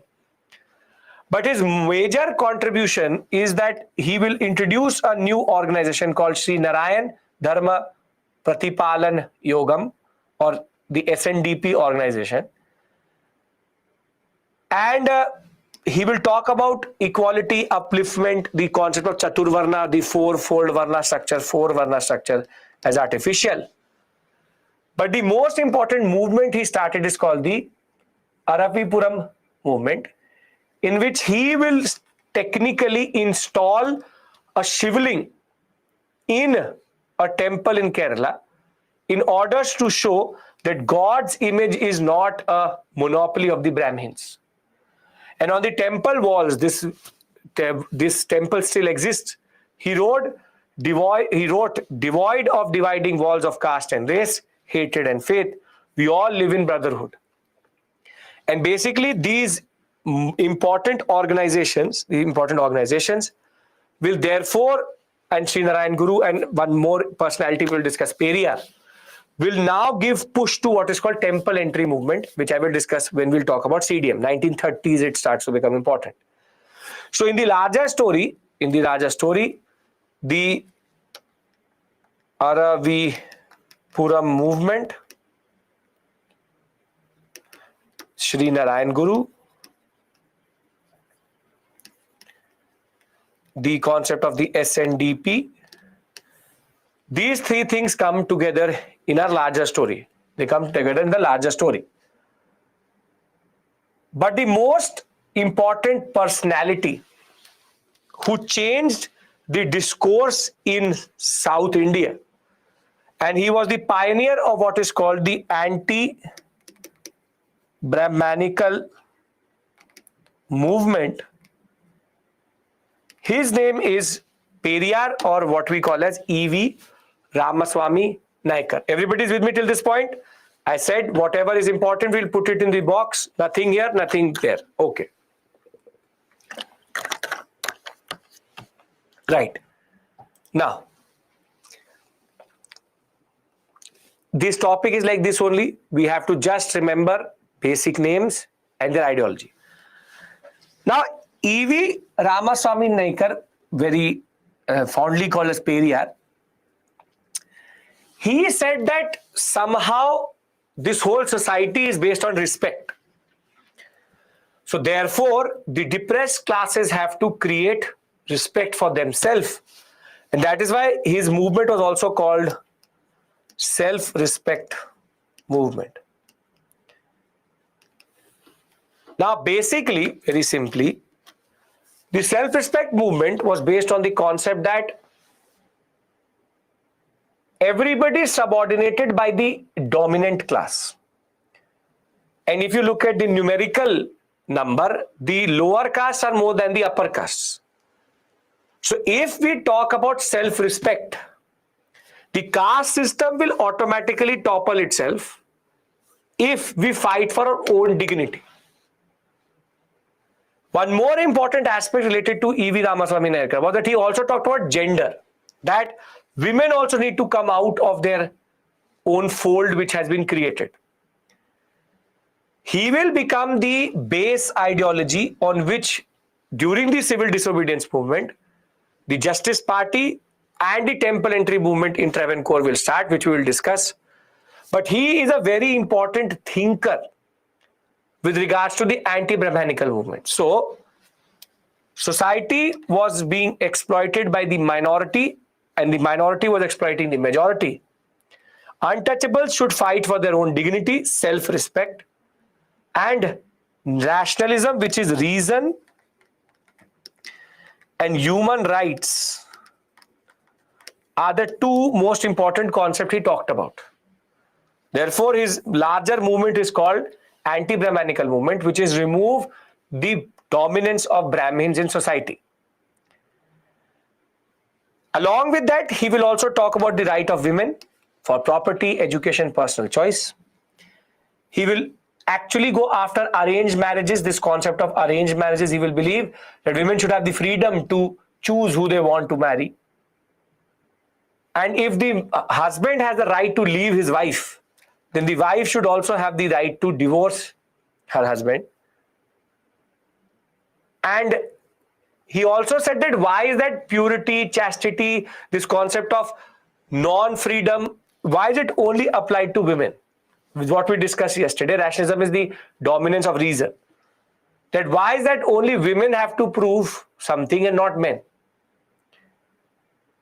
So basically, Ramaswamy Naicker and Periyar, he will change the whole structure of how we see the way this depressed class movement was working. As I said, we'll discuss Dr. Ambedkar in his context, and we'll discuss temple entry movement in its context rather than doing it here. Now I'm moving into Parsi. Listen to me first. Hindu is done. Let us revise. Can we do that?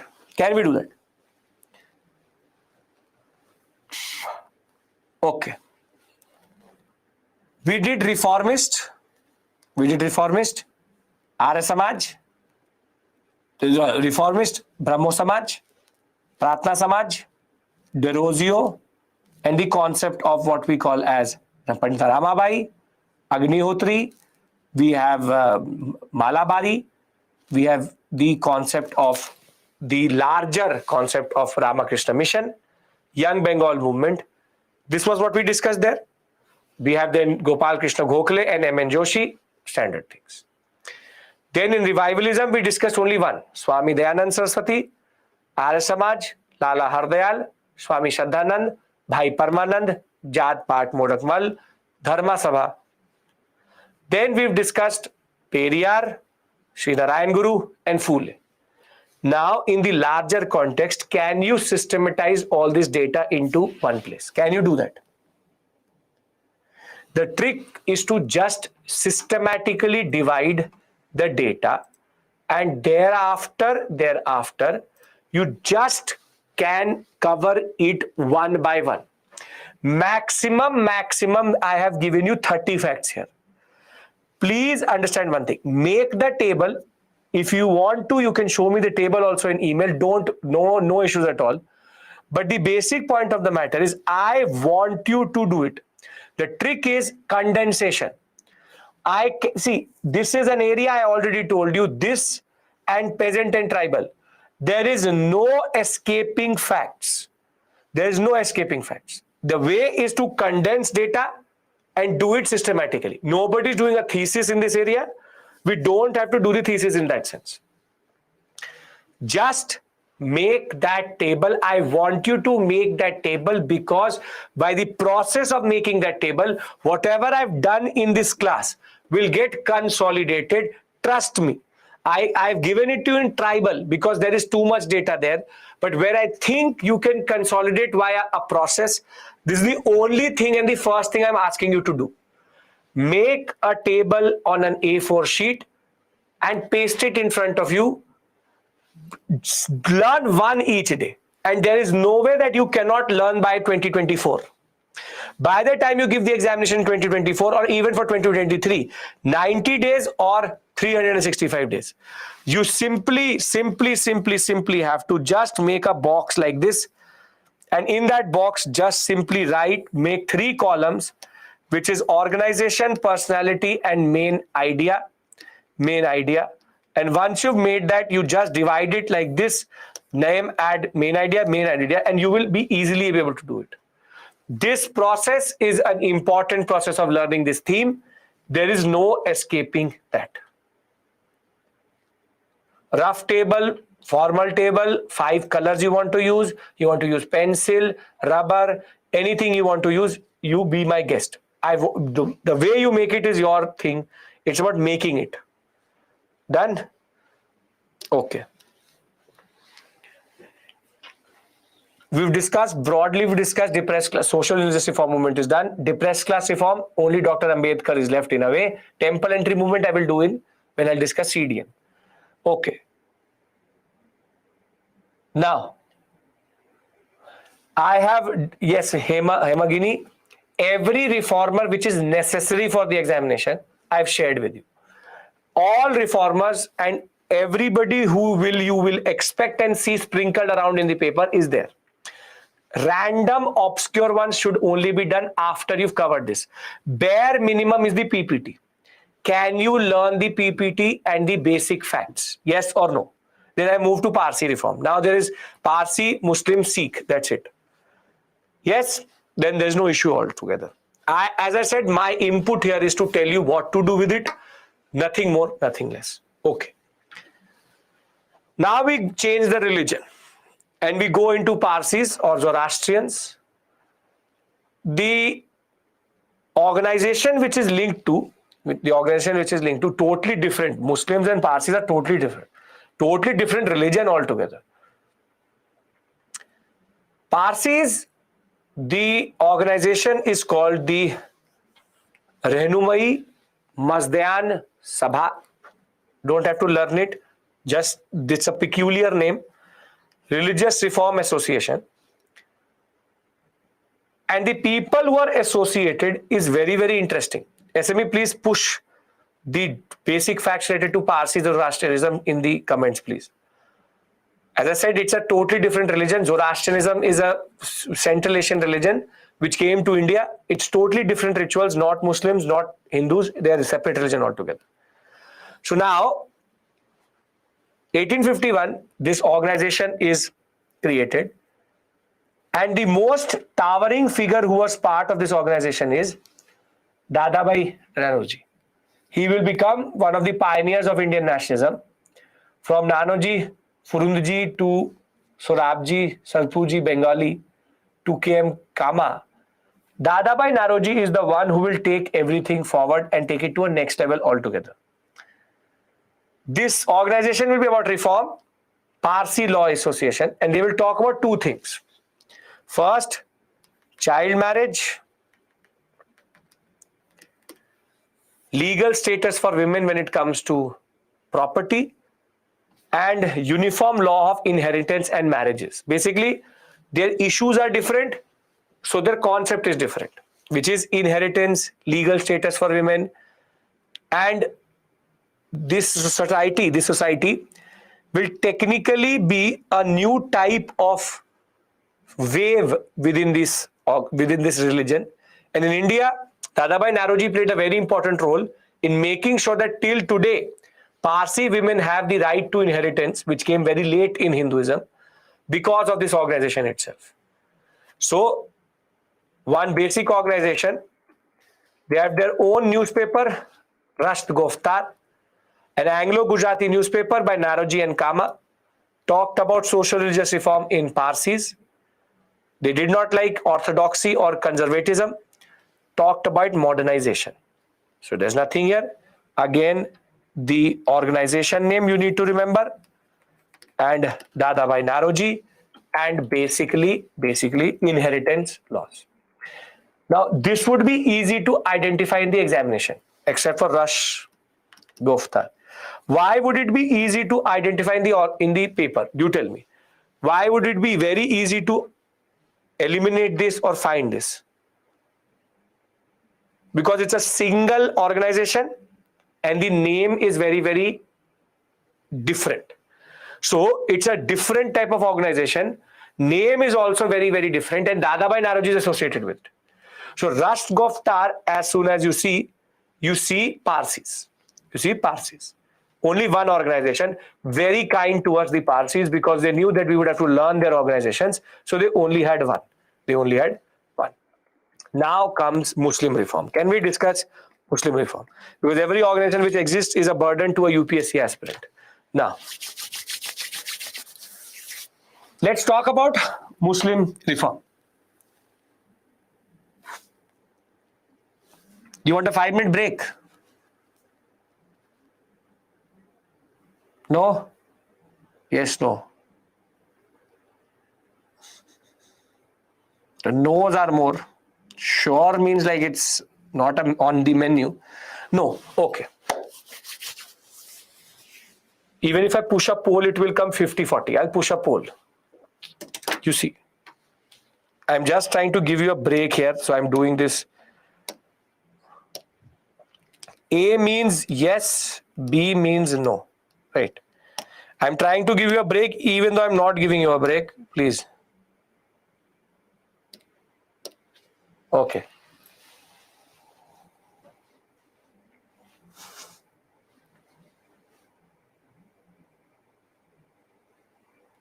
Well, the yeses have it. The A's have it. Yes have it. So, we'll take a break. Not an issue. It's 7.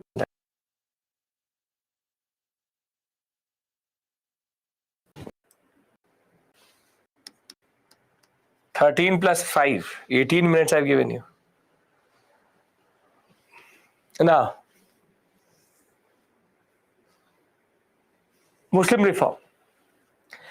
See, unlike the Hinduistic community, Muslim reform was very slow, which is that their first response was to close themselves, which is that the British gave a critique to the concept of their religion or their aspects of Sharia. Sharia is the holy law of Islam.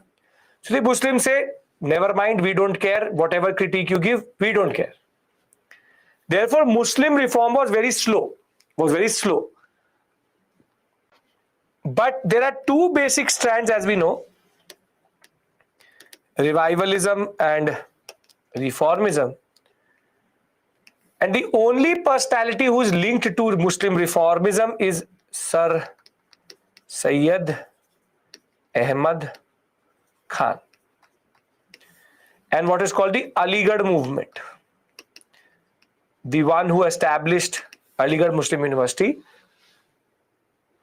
And basically, Sir Syed Ahmad Khan believed that the only way the Muslims could go forward is to embrace Western education. And he talked about Western education quite a lot and pushed it also. But other than the Aligarh movement, most of the Muslim reformist movement was that we were totally perfect, the British are the problem. And this was basically, which started with the Wahhabi, will be taken forward by the Deoband and the Ahmadiyya movement. And basically that the reformism and revivalism, the scale in Hinduism is on the reformist side, heads on the revivalist side. So remember, in the examination, most of the organization you will see is basically revivalistic. But the most interesting out of them was Wahhabis, because Wahhabis literally started to destroy the British in their newspapers. In their literature, saying that the British are the most useless of all different people.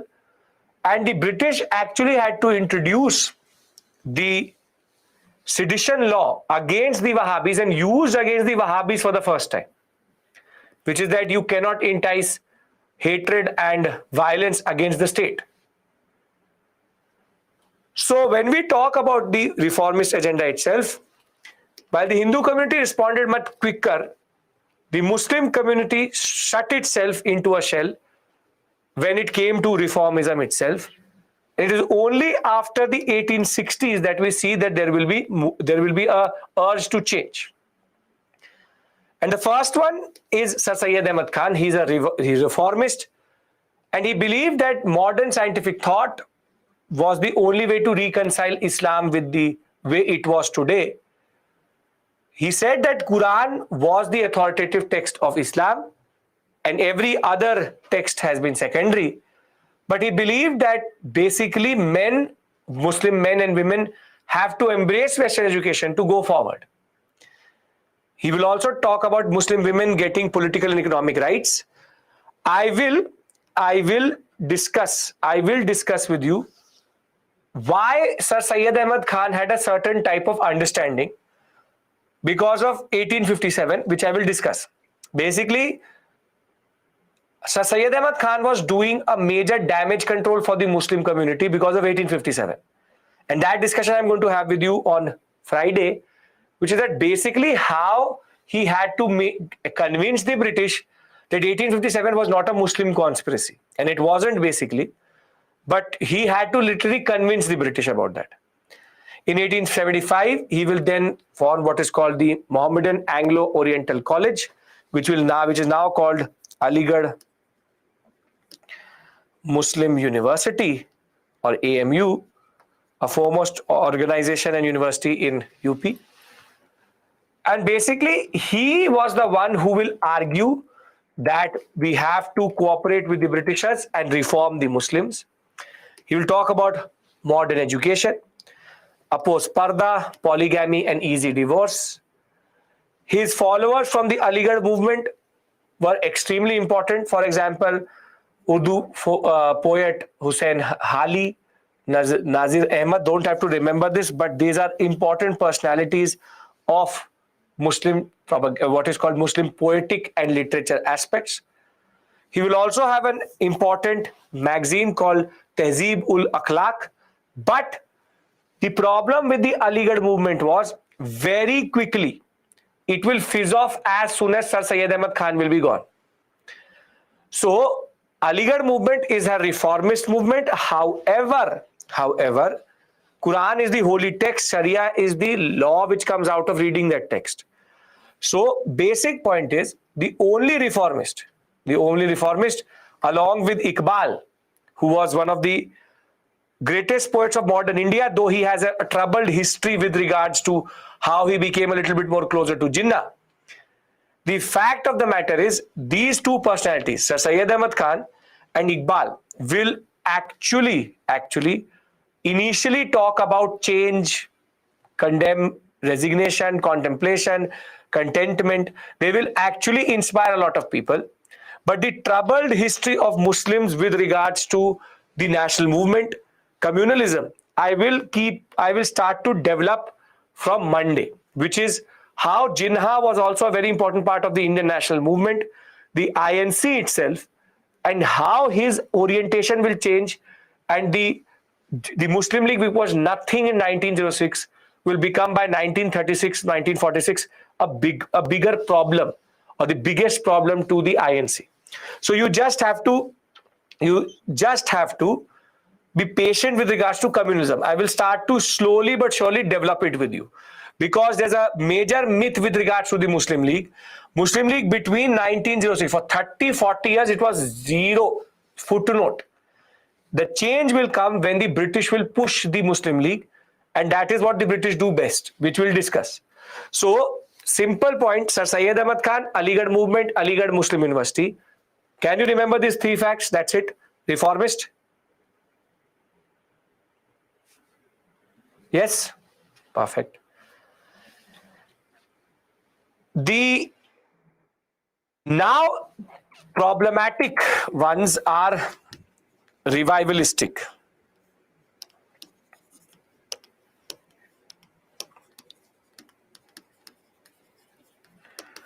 And the foremost among them is called the Waliullah or the Wahhabi movement. Basically, Wahhabi movement is not specific to India.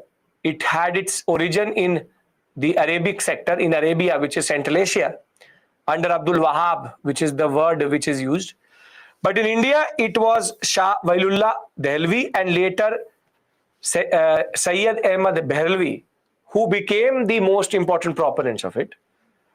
And they were a revivalist movement because they believed that Islam needed to be purified. All forms of interpretation, all forms of change which Islam has seen is all corruption. And the purest of purest Islam, the old Islam, the new, the way it was in Arabia, in Central Asia, in Mecca, Medina, it is the way we need to go for. But the Wahhabi movement will become a major problem for the British. Because once the British will annex the Punjab sector, and once the revolt of 1857 will happen, the Wahhabis will start to target the British. And they started to say that all this corruption is not because we changed. It is the British who is the problem. And they will literally start to talk about, what we call as British critique, how they need to be removed. They will literally start to create a ruckus for the British. They used to fear the Wahhabis. And the British, therefore, wanted to suppress the Wahhabi movement as quickly as possible. And that is why in 1870, they will introduce a word in the Indian Penal Code, which is called sedition, which is to excite dissatisfaction towards the government established by law in India. And the sedition law will be used very harshly on the Wahhabi movement to suppress it. Though the Devband movement will start in the background, this is why 124A, what is called IPC sedition, was introduced for them. This is a very important point for you because it can come in the examination, that what is the context of the rise of the word sedition. of the term sedition. So Wahhabis, revivalists, but go after the British quite a lot. So Wahhabi, revivalists, sedition, go after British. Can you remember this point, please, for me? Wahhabi, Aligarh, Sayyid Ahmad Khan. Thereafter, reformists, education. Can we remember this much? Sedition means if you do anything against the state. And this was basically the British way of protecting itself, the British way of protecting themselves. Great.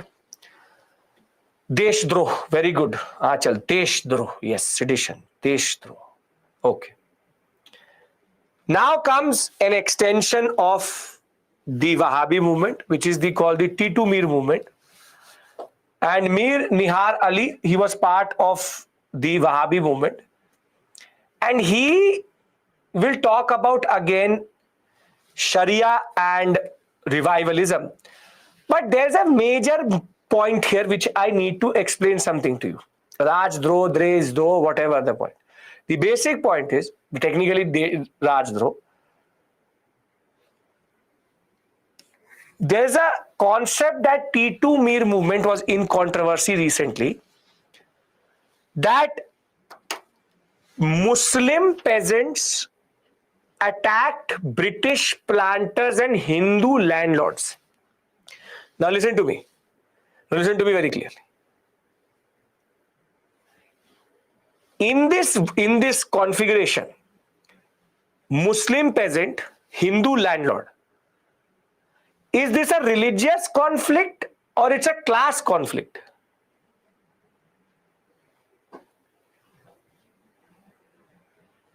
It's basically a class conflict.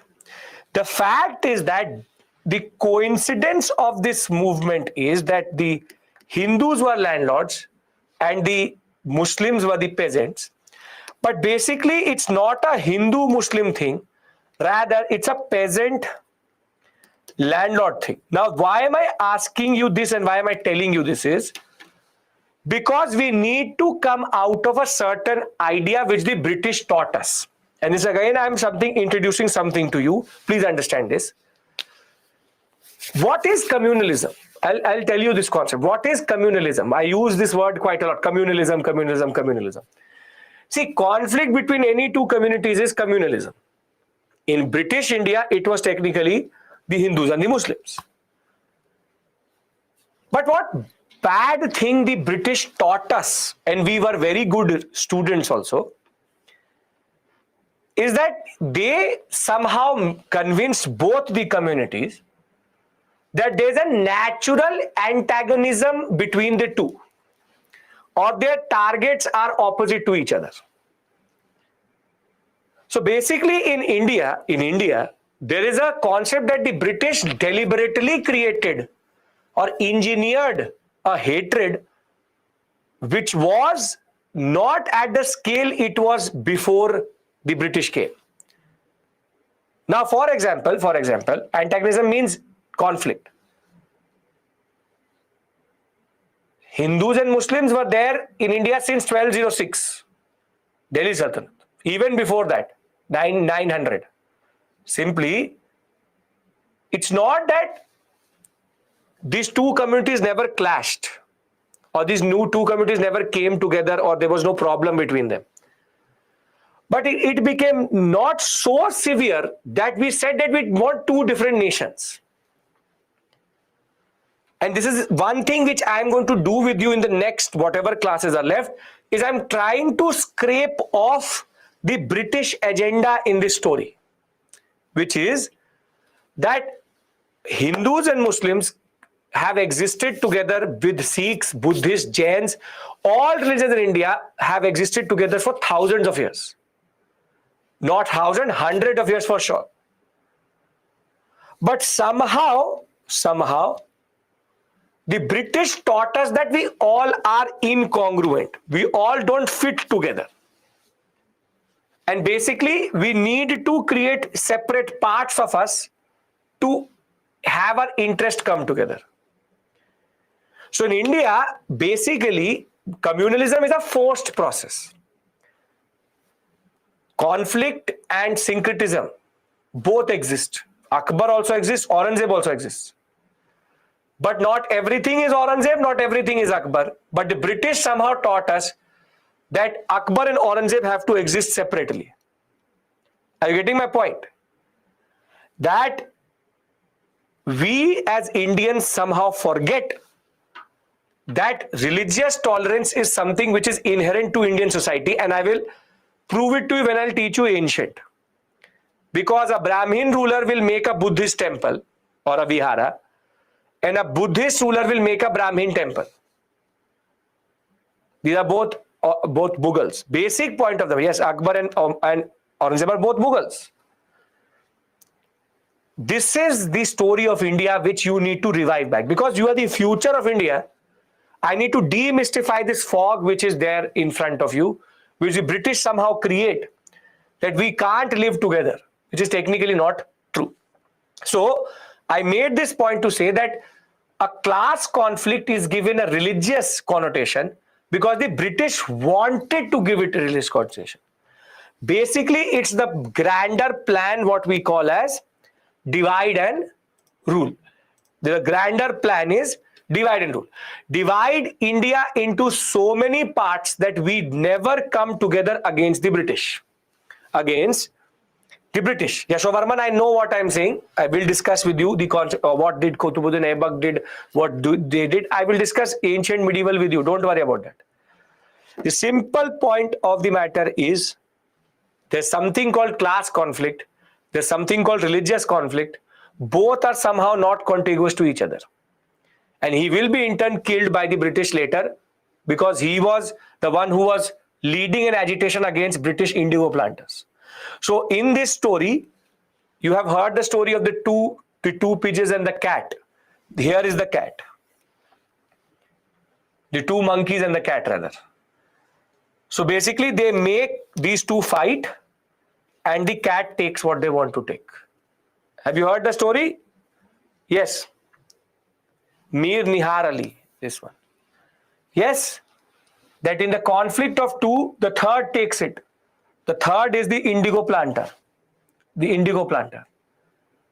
The conflict of two, the third takes it. This is the indigo planter. Can I move on? I hope that you can understand where I'm developing. Communalism is something which I'll keep on talking to you about. We will discuss the trivialization of or the small aspect of Muslim League and how Muslim League became what it was. Who is the worst Governor General of or the Viceroy of India? Worst of all of them.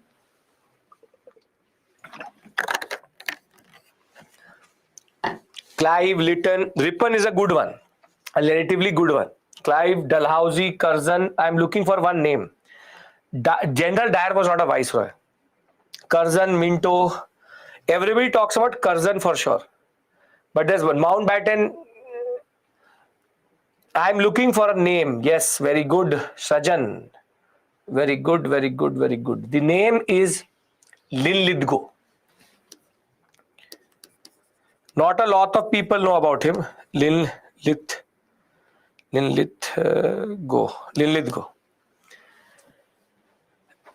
Spelling is incorrect. Linlithgow. Linlithgow is not a friend of Nehru. Nehru hated Linlithgow. Linlithgow hated Nehru and Gandhi both. He is just before Linlithgow, Wavell, and then comes Mountbatten. And basically, he is the single-handed reason why the partition happened. Single-handed reason. He made the Muslim League from zero to hero between 1936 and 1945. Curzon is nothing in front of him. Curzon is bad. No viceroy is good. But what is the worst is him. Not separate electorates, Minto, Morley, forget. He will literally create or literally state sponsor the Muslim League to become what it was. And I'll give you this understanding. If you look at the election data, and I'll discuss everything with you. If you look at the election data of 1936, the Muslim League in Muslims only had 3% vote share. But when it came to 1946 election, this was technically 89%. And this was all the karamat of Linlithgow. That the Muslim League, who had 3% vote share, managed 3 seats on all the seats which were reserved for Muslims, to becoming the single largest party within Muslims. So we'll discuss that. I getting my point where I'm going with this. This is a story which nobody talks about, which is the British role in creating the Muslim League. The Muslim League was footnote. INC could crush it like this, but the British created it. Okay. Now, the Farizi movement, some random, again, standard names are there. I will put it in front of you. Don't have to get into the details. Farizi, founder is Haji Shatullah of Faridpur, that is why Farizi. It's again a peasant movement. We'll discuss it again tomorrow. But the most known personality, please remember, is Dudu Mian.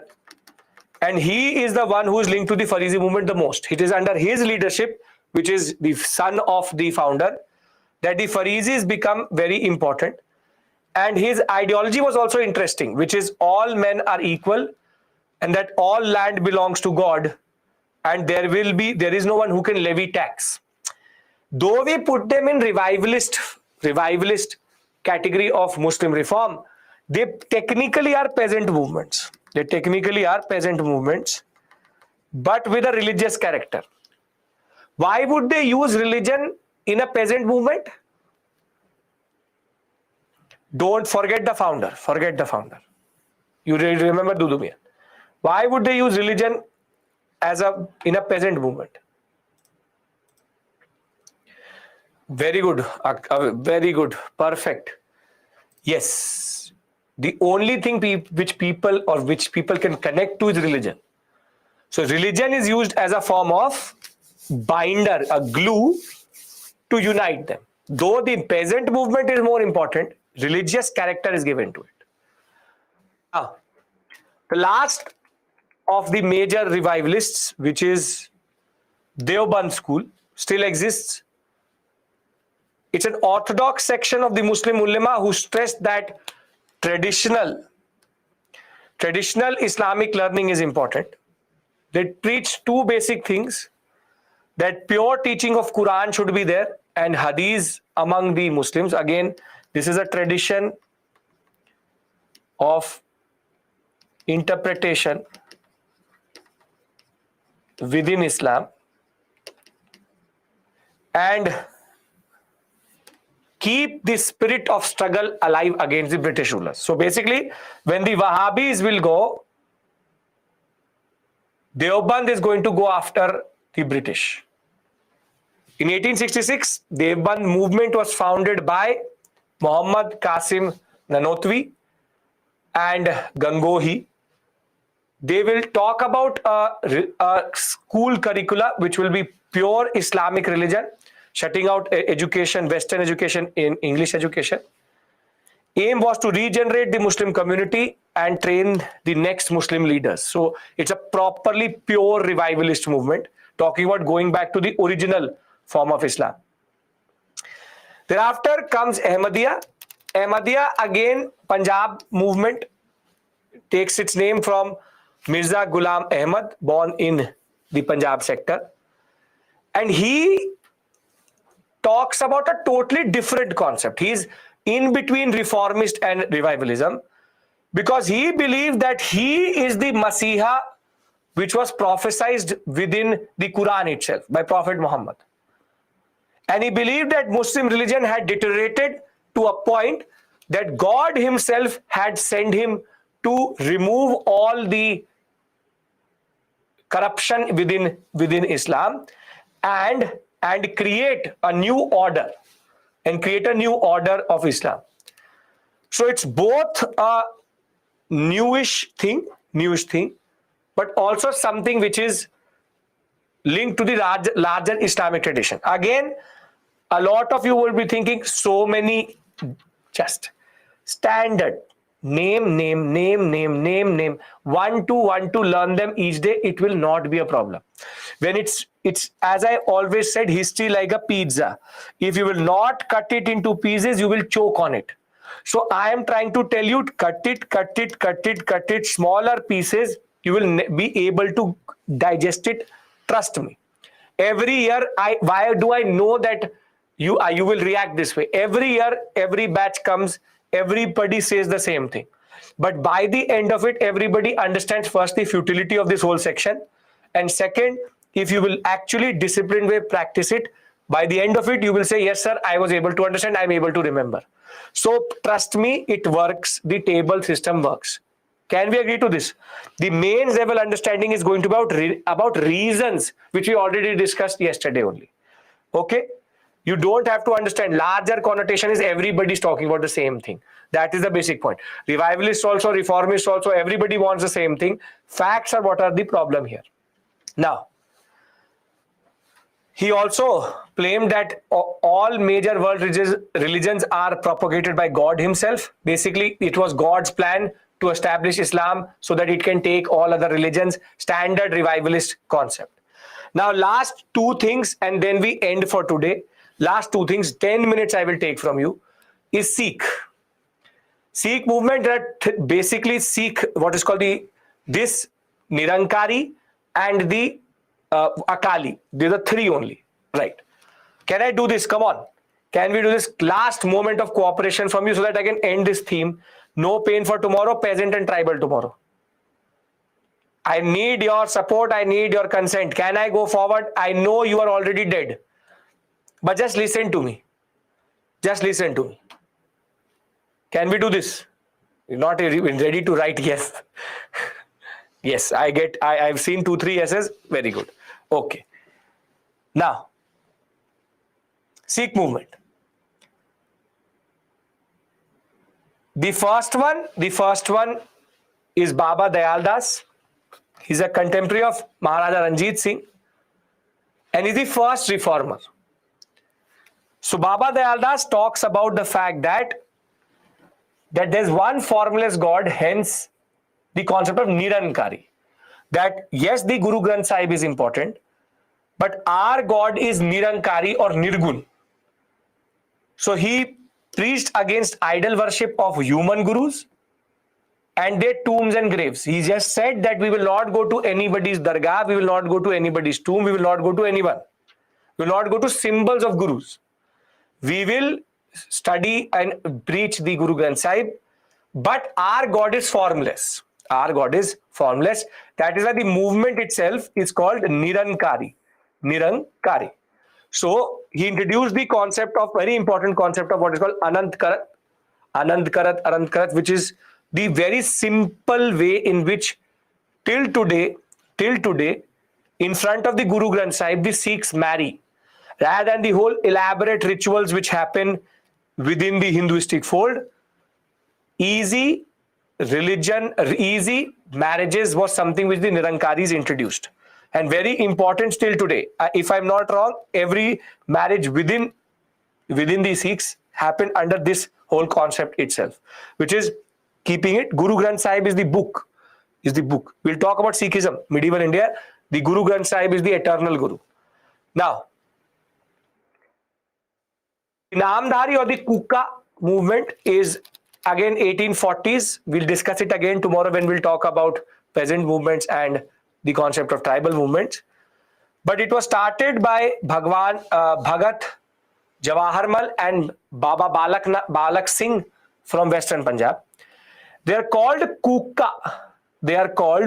Kuka because when they are in their ecstasy, when they are in the moment of adrenaline, when they are full of what we call as energy, they gave out a shrek, a kukkan, a call, and that call is called the kukkan, and that is why the Kuka movement.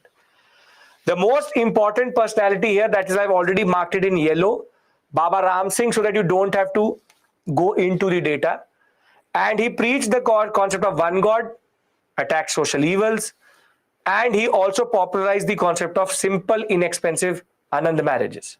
So again, this core ideology remains the same. It's just that how Baba Ram Singh made it so important in the larger context.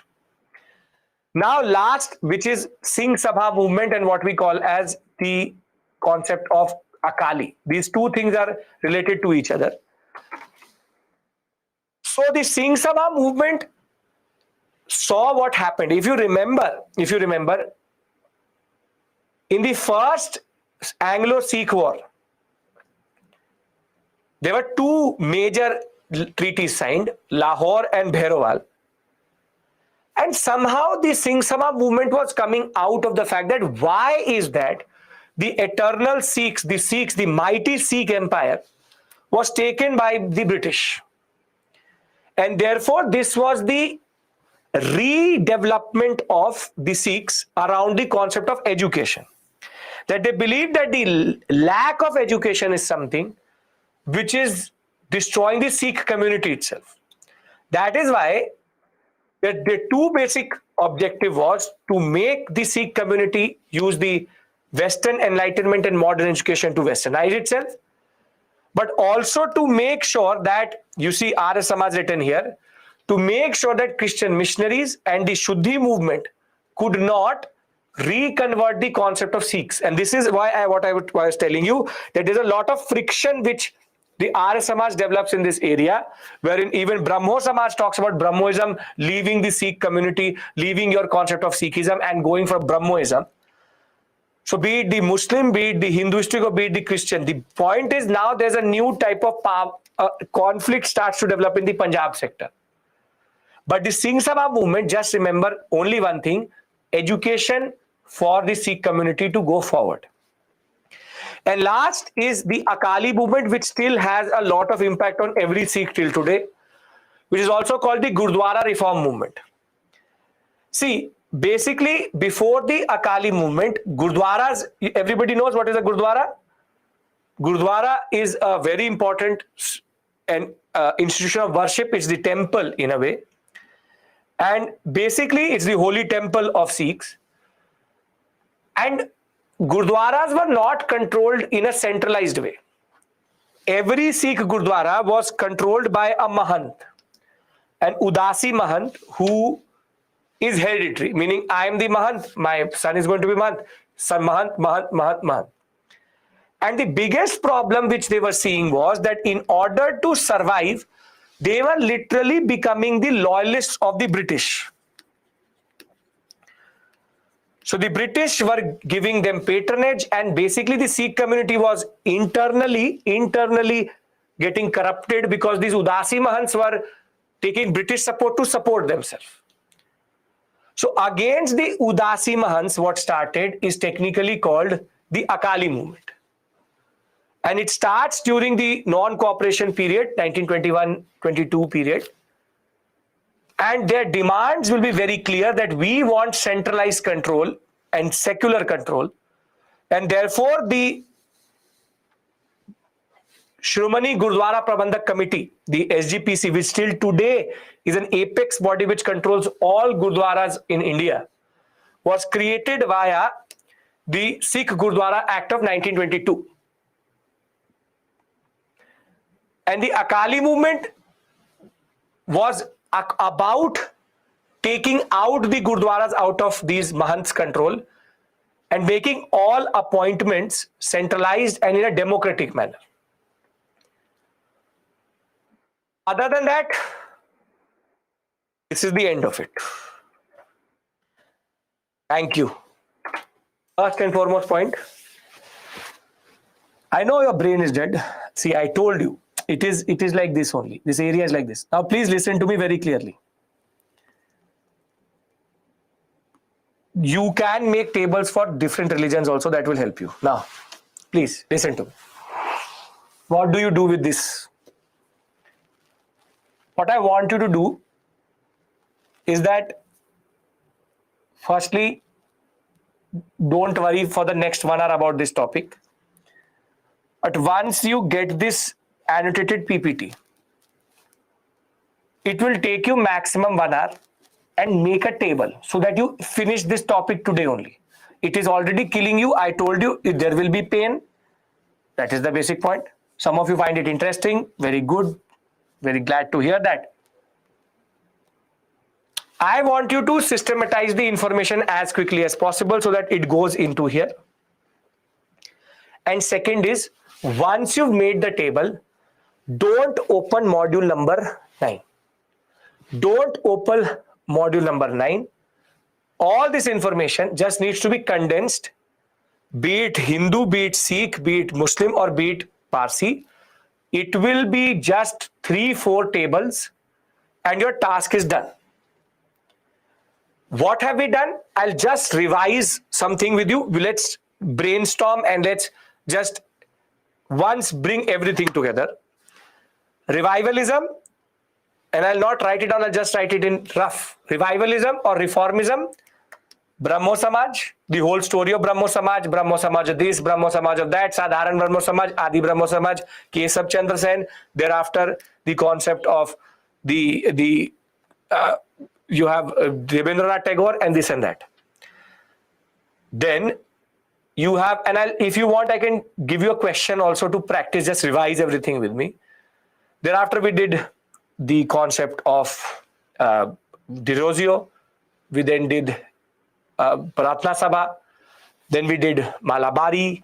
Then we did what we call as the concept of Pandita Ramabai. And then N.M. Joshi and Agnihotri and Gopal Krishna Gokhale and Swami Vivekanand. Thereafter, Swami Dayanand Saraswati, Arya Samaj. And simply, this is the larger story there. Maximum add Deva Samaj and Dharma Samaj. Then Parsi, only one. I can't even pronounce it, but only one. Dadabhai Naroji. And then second, then in this you have Aligarh movement, Deoband, Wahhabi, and Ahmadiyya, T2 Mir, and thereafter in Sikh, Singh Sabha, Namdhari, Nirankari, and Akali. That's it. Basically, maximum 30 to 35 are there. Now, let's try to see how much do you remember? How much do you remember? So there are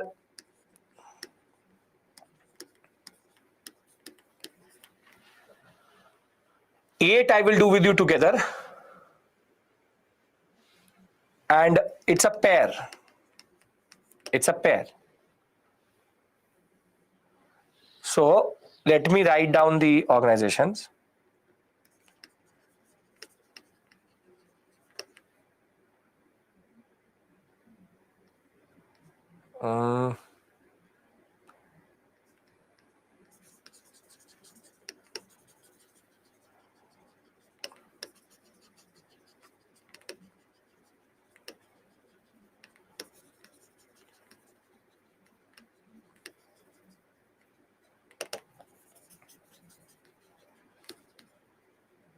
Four is missing. Very good.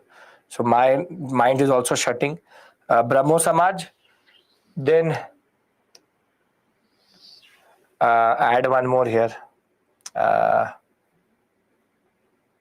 We can add Malabari. Thereafter, we can go into Aligarh movement.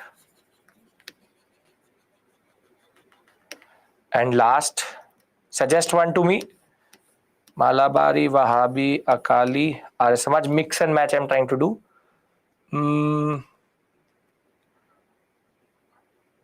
We could get T2 Mir, not T2 Mir, but rather Deoband. We've already taken one of that. Tattva Bodhani, Prathana Samaj, why not? Prathana Samaj. Now I'm going to write one random characteristic, and you have to just tell me if I have written the right thing in front of that person. So are all pairs correctly matched or not? That is what we are doing here. So Arya Samaj, the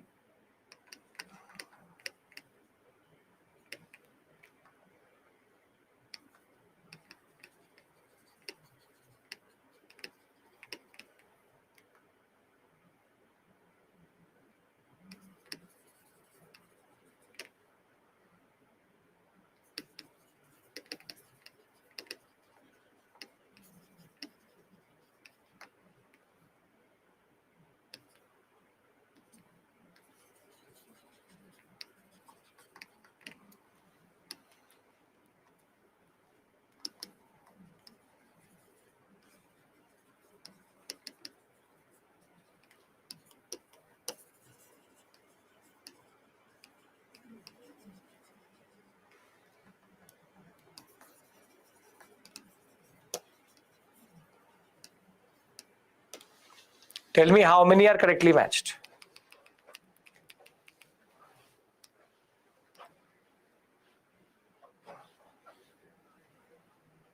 No, not all. All are not matched. All are not matched.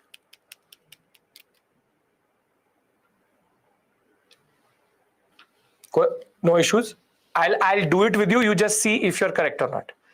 Arya Samaj, DAV colleges, correct.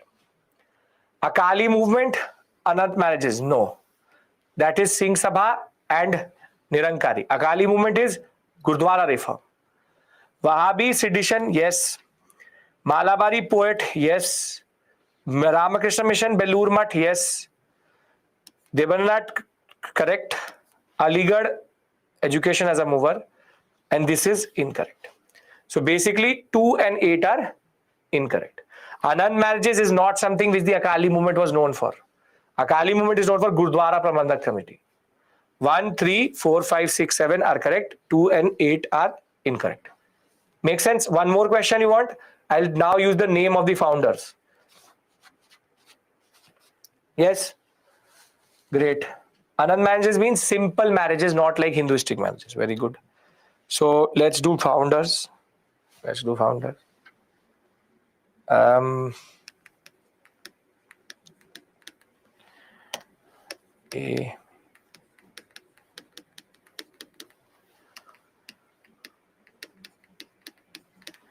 Right.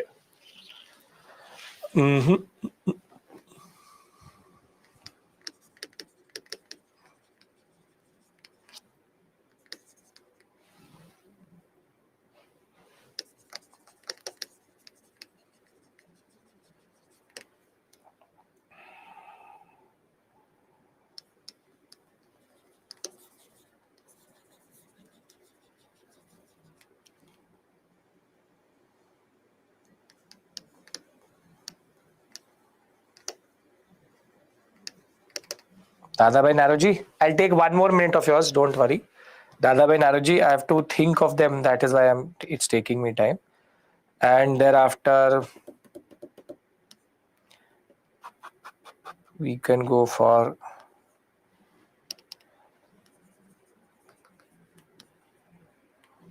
rather Malabari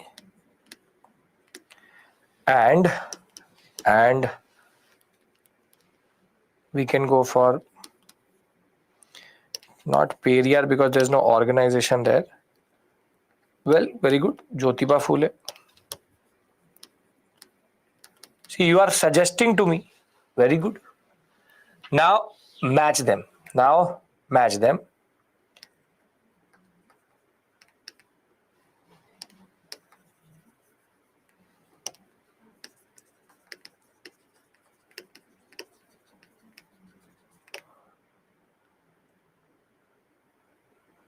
The Seva Sadan, then Rashd Guftar, thereafter Prathana Sabha, Satyashodhak Samaj, and Arya Samaj.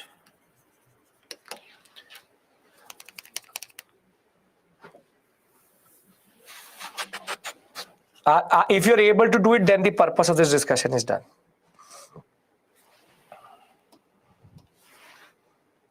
You take your time, no issues. Take your time. More or less, you are writing 4, 1, 6, 3, 2, 5.